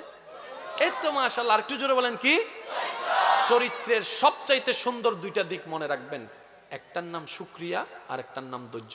চরিত্রের ফুল যদি ফুটাতে চাই আমরা, প্রধান দুইটা জিনিস, একটার নাম শুকরিয়া, একটার নাম ধৈর্য। এটা আমার জন্য নয়, আপনার জন্য নয়, এটা সবার জন্য। মাইকের আওয়াজ যতটুকু যাচ্ছে আমাদের সবার জন্য, যে যে ধর্মেরই হোক না কেন, সবার জন্য নিয়ম এটাই। একটা হচ্ছে শুকরিয়া আর একটা হচ্ছে ধৈর্য। একটু জোরে বলেন, একটা হচ্ছে শুকরিয়া, একটা হচ্ছে। এই দুইটা জিনিস চলে আসলে চরিত্র অটোমেটিক সুন্দর হয়ে যাবে। এই দুইটা জিনিস চলে আসলে অশান্তি মন শান্তি হয়ে যাবে। এই দুইটা জিনিস চলে আসলে অসম্মান সম্মানিত পরিণত হয়ে যাবে। এই দুইটা জিনিস চলে আসলে নিয়ামত বেড়ে যাবে। কেন? শুকরিয়া আদায় করলে নিয়ামত বেড়ে যায়, আল্লাহর ওয়াদা। আর ধৈর্য ধারণ করলে লাভটা কি? ইন্নাল্লাহা মা'আস সাবিরিন, আমি আল্লাহ ধৈর্য ধারণকারীর সাথেই থাকি, সাথে আছি, বলেন না সুবহান। কোন ঘরে কার কয়টা সন্তান সেটা লেখা, কে কোথায় জন্মগ্রহণ করছে এটা লেখা, গ্রামের নাম কি লেখা, কিন্তু কিভাবে জন্মগ্রহণ করছে এটা লেখা। কিন্তু আমাদের নবীর সেটাও আছে। নবীর আশা কিভাবে এসে কি করেছেন সেটা পর্যন্ত কিতাব লিখেছে। নবীর পানি খাওয়া কিতাবে আছে, নবীর পানির ঢুকের কথা কিতাবে আছে, ওযু করার কথা কিতাবে আছে নামাজ পড়ার কথা, কিতাবে আছে ইমামতির করার কথা, কিতাবে আছে চলার কথা, কিতাবে আছে বসার কথা, কিতাবে আছে গরিবের সাথে কিভাবে কথা বলতেন সেটা কিতাবে আছে, মা হালিমা আসলে কি করতেন সেটাও কিতাবে লেখা আছে। কারো জীবনী এমনভাবে পুঙ্খানুপুঙ্খানুভাবে কোথাও লেখা, সবার জীবনী সবার জন্য প্রযোজ্য নয়, কিন্তু নবীরটা সবার জন্য প্রযোজ্য। সুবহানাল্লাহ বলেন না ভাই? এই অঙ্কটা একটু মিলানোর চেষ্টা করবেন আপনি আপনার জ্ঞান দিয়ে। সবারটা সবার সাথে মিলেও না, সবারটা সবাই অনুকরণ করতেও পারে না। নবীর জীবনীকে আল্লাহ এমন ভাবে সাজিয়ে দিয়েছেন, বড় থেকে ছোট, মোটা থেকে চিকুন, ধনী থেকে গরিব, সবাই। চমৎকার বিষয় কোন জায়গায় জানেন? পৃথিবীতে অনেক জ্ঞানীর বক্তব্য, অনেক জ্ঞানীর বক্তার বক্তব্য কিংবা লেখনীর লেখা নিয়ে অনেক গবেষণা হচ্ছে, চলছে, কিছু না কিছু বের হয় এখান থেকে। পৃথিবীর সমস্ত জ্ঞানীর জ্ঞান এক জায়গায় রেখে কোরআনের একটি শব্দের তাফসীর, ব্যাখ্যা, আলোচনা কিয়ামত পর্যন্ত করলেও শেষ হবে না। শুধু আমি আপনাদের সম্মুখে একটা কথা বলতে চাই, শুনতে শুনতে অনেক আয়াত মুখস্থ হয়েছে এরকম আছে না নাই? তার মানে এটা আপনি অনেকবার শুনেছেন। এটা কিন্তু আপনি আমি মুখস্থ করি নাই, শুনতে শুনতে এগুলা কিন্তু শুনতে শুনতে মুখস্থ হয়ে গেছে। তার মানে আমরা এটা অনেকবার শুনেছি। এবার বলেন শুনেছি কোথায়? মাহফিলে। বলেন না কোথায়? আজকে এই মাহফিলে, কালকে ওই মাহফিলে, ওই মাহফিলে, আজকে এই বক্তার কাছে, কালকে ওই বক্তার কাছে, ওই বক্তার কাছে। এই পর্যন্ত এই আয়াত নিয়ে ওয়া মা আরসালনাকা ইল্লা রাহমাতাল লিল আলামিন নিয়ে আপনার জানা মতে কয়জন হুজুর ওয়াইজ করছে? আপনি কখনো দাঁড়িয়ে বলেছেন হুজুর গত বছরও অন্য হুজুরের কাছে এই আয়াত শুনছি, আমরা এই আয়াত শুনবো না, আরেকটা নিয়ে বলেন? আপনি বলেন নাই। কেন বলেন নাই জানেন? কারণ আপনারও জানা আছে কালামটা যেহেতু আল্লাহর, একটি কালাম নিয়ে যদি 1 কোটি আলোচক আলোচনা করে, 1 কোটির আলোচনা 1 কোটি রকম হবে। এক একটা শব্দ থেকে জ্ঞানের ভান্ডার বের হয়, এটার নাম কোরআনুল কারীম। কিয়ামত পর্যন্ত যদি পৃথিবীর সমস্ত স্কলাররা শুধু বিসমিল্লাহির রহমানির রহিম আয়াত নিয়ে যদি সারাটা জীবন গবেষণা করে পার করে দেয়, আমার মন বলে বিসমিল্লাহ পর্যন্ত আমরা যেতে পারবো না, হায়াত শেষ হয়ে যাবে। কারণ এটা কালামুল্লাহর গভীরতা, আল্লাহর কালামের পাওয়ার। বলেন না সুবহানাল্লাহ? জগৎ ভক্ত হয়েছে নবীর কোন জিনিসটা দেখে? ভাইয়া জোরে বলেন না। কাফেররা পর্যন্ত নবীর যে চরিত্র দেখে এটা বলতে বাধ্য হয়েছে পৃথিবীর সবাই বাটপারি করলো, একজন বাটপারি করবে না, সেটাই আব্দুল্লাহর বেটা মুহাম্মদ। বলেন না সুবহানাল্লাহ? পৃথিবীর সবাই মিথ্যা কথা বললেও একজন কখনো মিথ্যা বলতে পারে না, তিনিই হচ্ছেন আব্দুল্লাহর বেটা মুহাম্মদ। নিজের সন্তানের কাছে যদি টাকা রেখে যাও সেটা নড়চড় হওয়ার সুযোগ থাকতে পারে, যদি আমানতটা বরাবর ফেরত পেতে চাও আমানতটা আব্দুল্লাহর বেটা মুহাম্মদের কাছে রাখো। কাফেররাই বলছে, বাটপাররাই বলছে, মৃত্যুকরাই বলছে, জানাকুররাই বলছে, সুদকুররাই এই কথা বলছে, মুহাম্মদের কাছে যদি আমানত রাখো 19-20 কখনোই হবে না, যেমন দিবা তেমনই ফেরত পাবা। বলেন না সুবহানাল্লাহ? এই স্বীকারোক্তি কে দিচ্ছে? মুসলমান নাকি বাটপার? জোরে বলেন না। তো বাটপাররা কি দেখে মুগ্ধ হয়েছে? বাটপাররা নবীজির চরিত্র মোবারক দেখেই মুগ্ধ হয়েছে। বলেন সুবহানাল্লাহ। তাহলে সবচেয়ে বড় জিনিস কি? সবচেয়ে বড় জিনিস কি? আরো জোরে বলেন, সবচেয়ে বড় জিনিস কি? এবার আসেন একটু জিনিস বুঝার চেষ্টা করি। আমরা যে লাইটিং করলাম এটার সাথে চরিত্রের কোনো সম্পর্ক? কিন্তু আমরা যে প্যান্ডেলের নিচে বসেছি আমাদের বসার সাথে চরিত্রের একটা সম্পর্ক, কথা বলার সাথে চরিত্রের একটা সম্পর্ক, উঠার সাথে, হাঁটার সাথে, একজন মুরব্বী বসে থাকলে কিভাবে হাঁটা উচিত, চরিত্রের সাথে সম্পর্ক, মা বাবার সামনে বসলে কিভাবে বসতে হবে এটার সাথে চরিত্রের সম্পর্ক, মা বাবার সাথে কিভাবে কথা বলতে হয় এটার সাথে চরিত্রের সম্পর্ক, একজন কাস্টমার আসলে কিভাবে কথা বলতে হবে এটার সাথে চরিত্রের সম্পর্ক, একজন গরিব, অসহায়, ক্ষুধার্ত, তৃষ্ণার্ত, ভিক্ষুক যদি সামনে আসে তার সাথে কিভাবে কথা বলতে হবে এটার সাথে চরিত্রের সম্পর্ক আছে। এবার টোটাল বিষয়কে যদি আপনি একটু অ্যানালাইসিস করেন, আমাদের এই সমাজ পৃথিবীতে যত অশান্তির কারণ, তন্মধ্যে প্রধান কারণ হচ্ছে আমাদের চরিত্রটা ঠিক না থাকার কারণেই এই অশান্তিটা দেখা যাচ্ছে। কথা বলেন ঠিক কিনা? না হয় বউকে পেয়ে কিভাবে মার বিপক্ষে যাচ্ছি, মার পক্ষে গিয়ে কিভাবে বউয়ের বিপক্ষে যাচ্ছি, এই যে ব্যালেন্স করতে আমরা পারি না। আপনারাই তো প্রায় সময় বলেন, হঠাৎ করে একজন গরিবের ছেলে, কষ্ট নেবেন না, যেটা আঞ্চলিক ভাষা, ফকিরের ছেলে যদি হঠাৎ করে টাকাওয়ালা হয়ে যায়, সে আর মানুষ চিনে না, রক্ত চিনে না, আপন চিনে না, সে তার নিচে মাটিও থাকে না, সব জায়গায় শুধু ফ্লোরের মধ্যে টাইলস খুঁজে পায়, অহংকারের সীমানা পাড়িয়ে সে অনেক জায়গায় চলে যায়। এই জিনিসগুলা কেন হচ্ছে? শুকরিয়া করলে নিয়ামত কি হবে? তাহলে আমরা শুকরিয়া না করে নিজের নিয়ামত নিজে কমাইছি। এবার বলেন, ধৈর্য ধরলে কে আমাদের সাথী হবে? কে আমাদের সাথী হবে? আল্লাহ কার সাথে থাকবে? ধৈর্য ধারণকারীর সাথে। তো ধৈর্য ধরলে আমাদের সাথে কে থাকবে? আল্লাহ যার সাথে, সে কখনো ফেল হতে পারে না। আল্লাহ যার সাথে, সে কখনো অপমানিত হতে পারে না। আল্লাহ যার সাথে, সে কখনো জাহান্নামে যেতে পারে না। ওই যে প্রথম কথাই বলেছিলাম, দুইটা দোকান, একটা দুনিয়ার দোকান, একটা হাসরের দোকান, পরকালের দোকান। এই দোকান দুইটাতে যদি আমরা সফল ব্যবসায়ী হতে চাই, সবার জীবনে দুইটা জিনিস লাগবে, একটার নাম শুকরিয়া, একটার নাম ধৈর্য। বলেন না সুবহানাল্লাহ। তো ধৈর্য শুকরিয়ার বিষয়টা আমরা বেশিরভাগ মানুষ হয়তো আমরা নিজেদের মতো বুঝতে গিয়ে একটু আমরা কনফিউজড হয়ে যাই, আর সেজন্য জিনিসটা ক্লিয়ারিফিকেশন হয় না।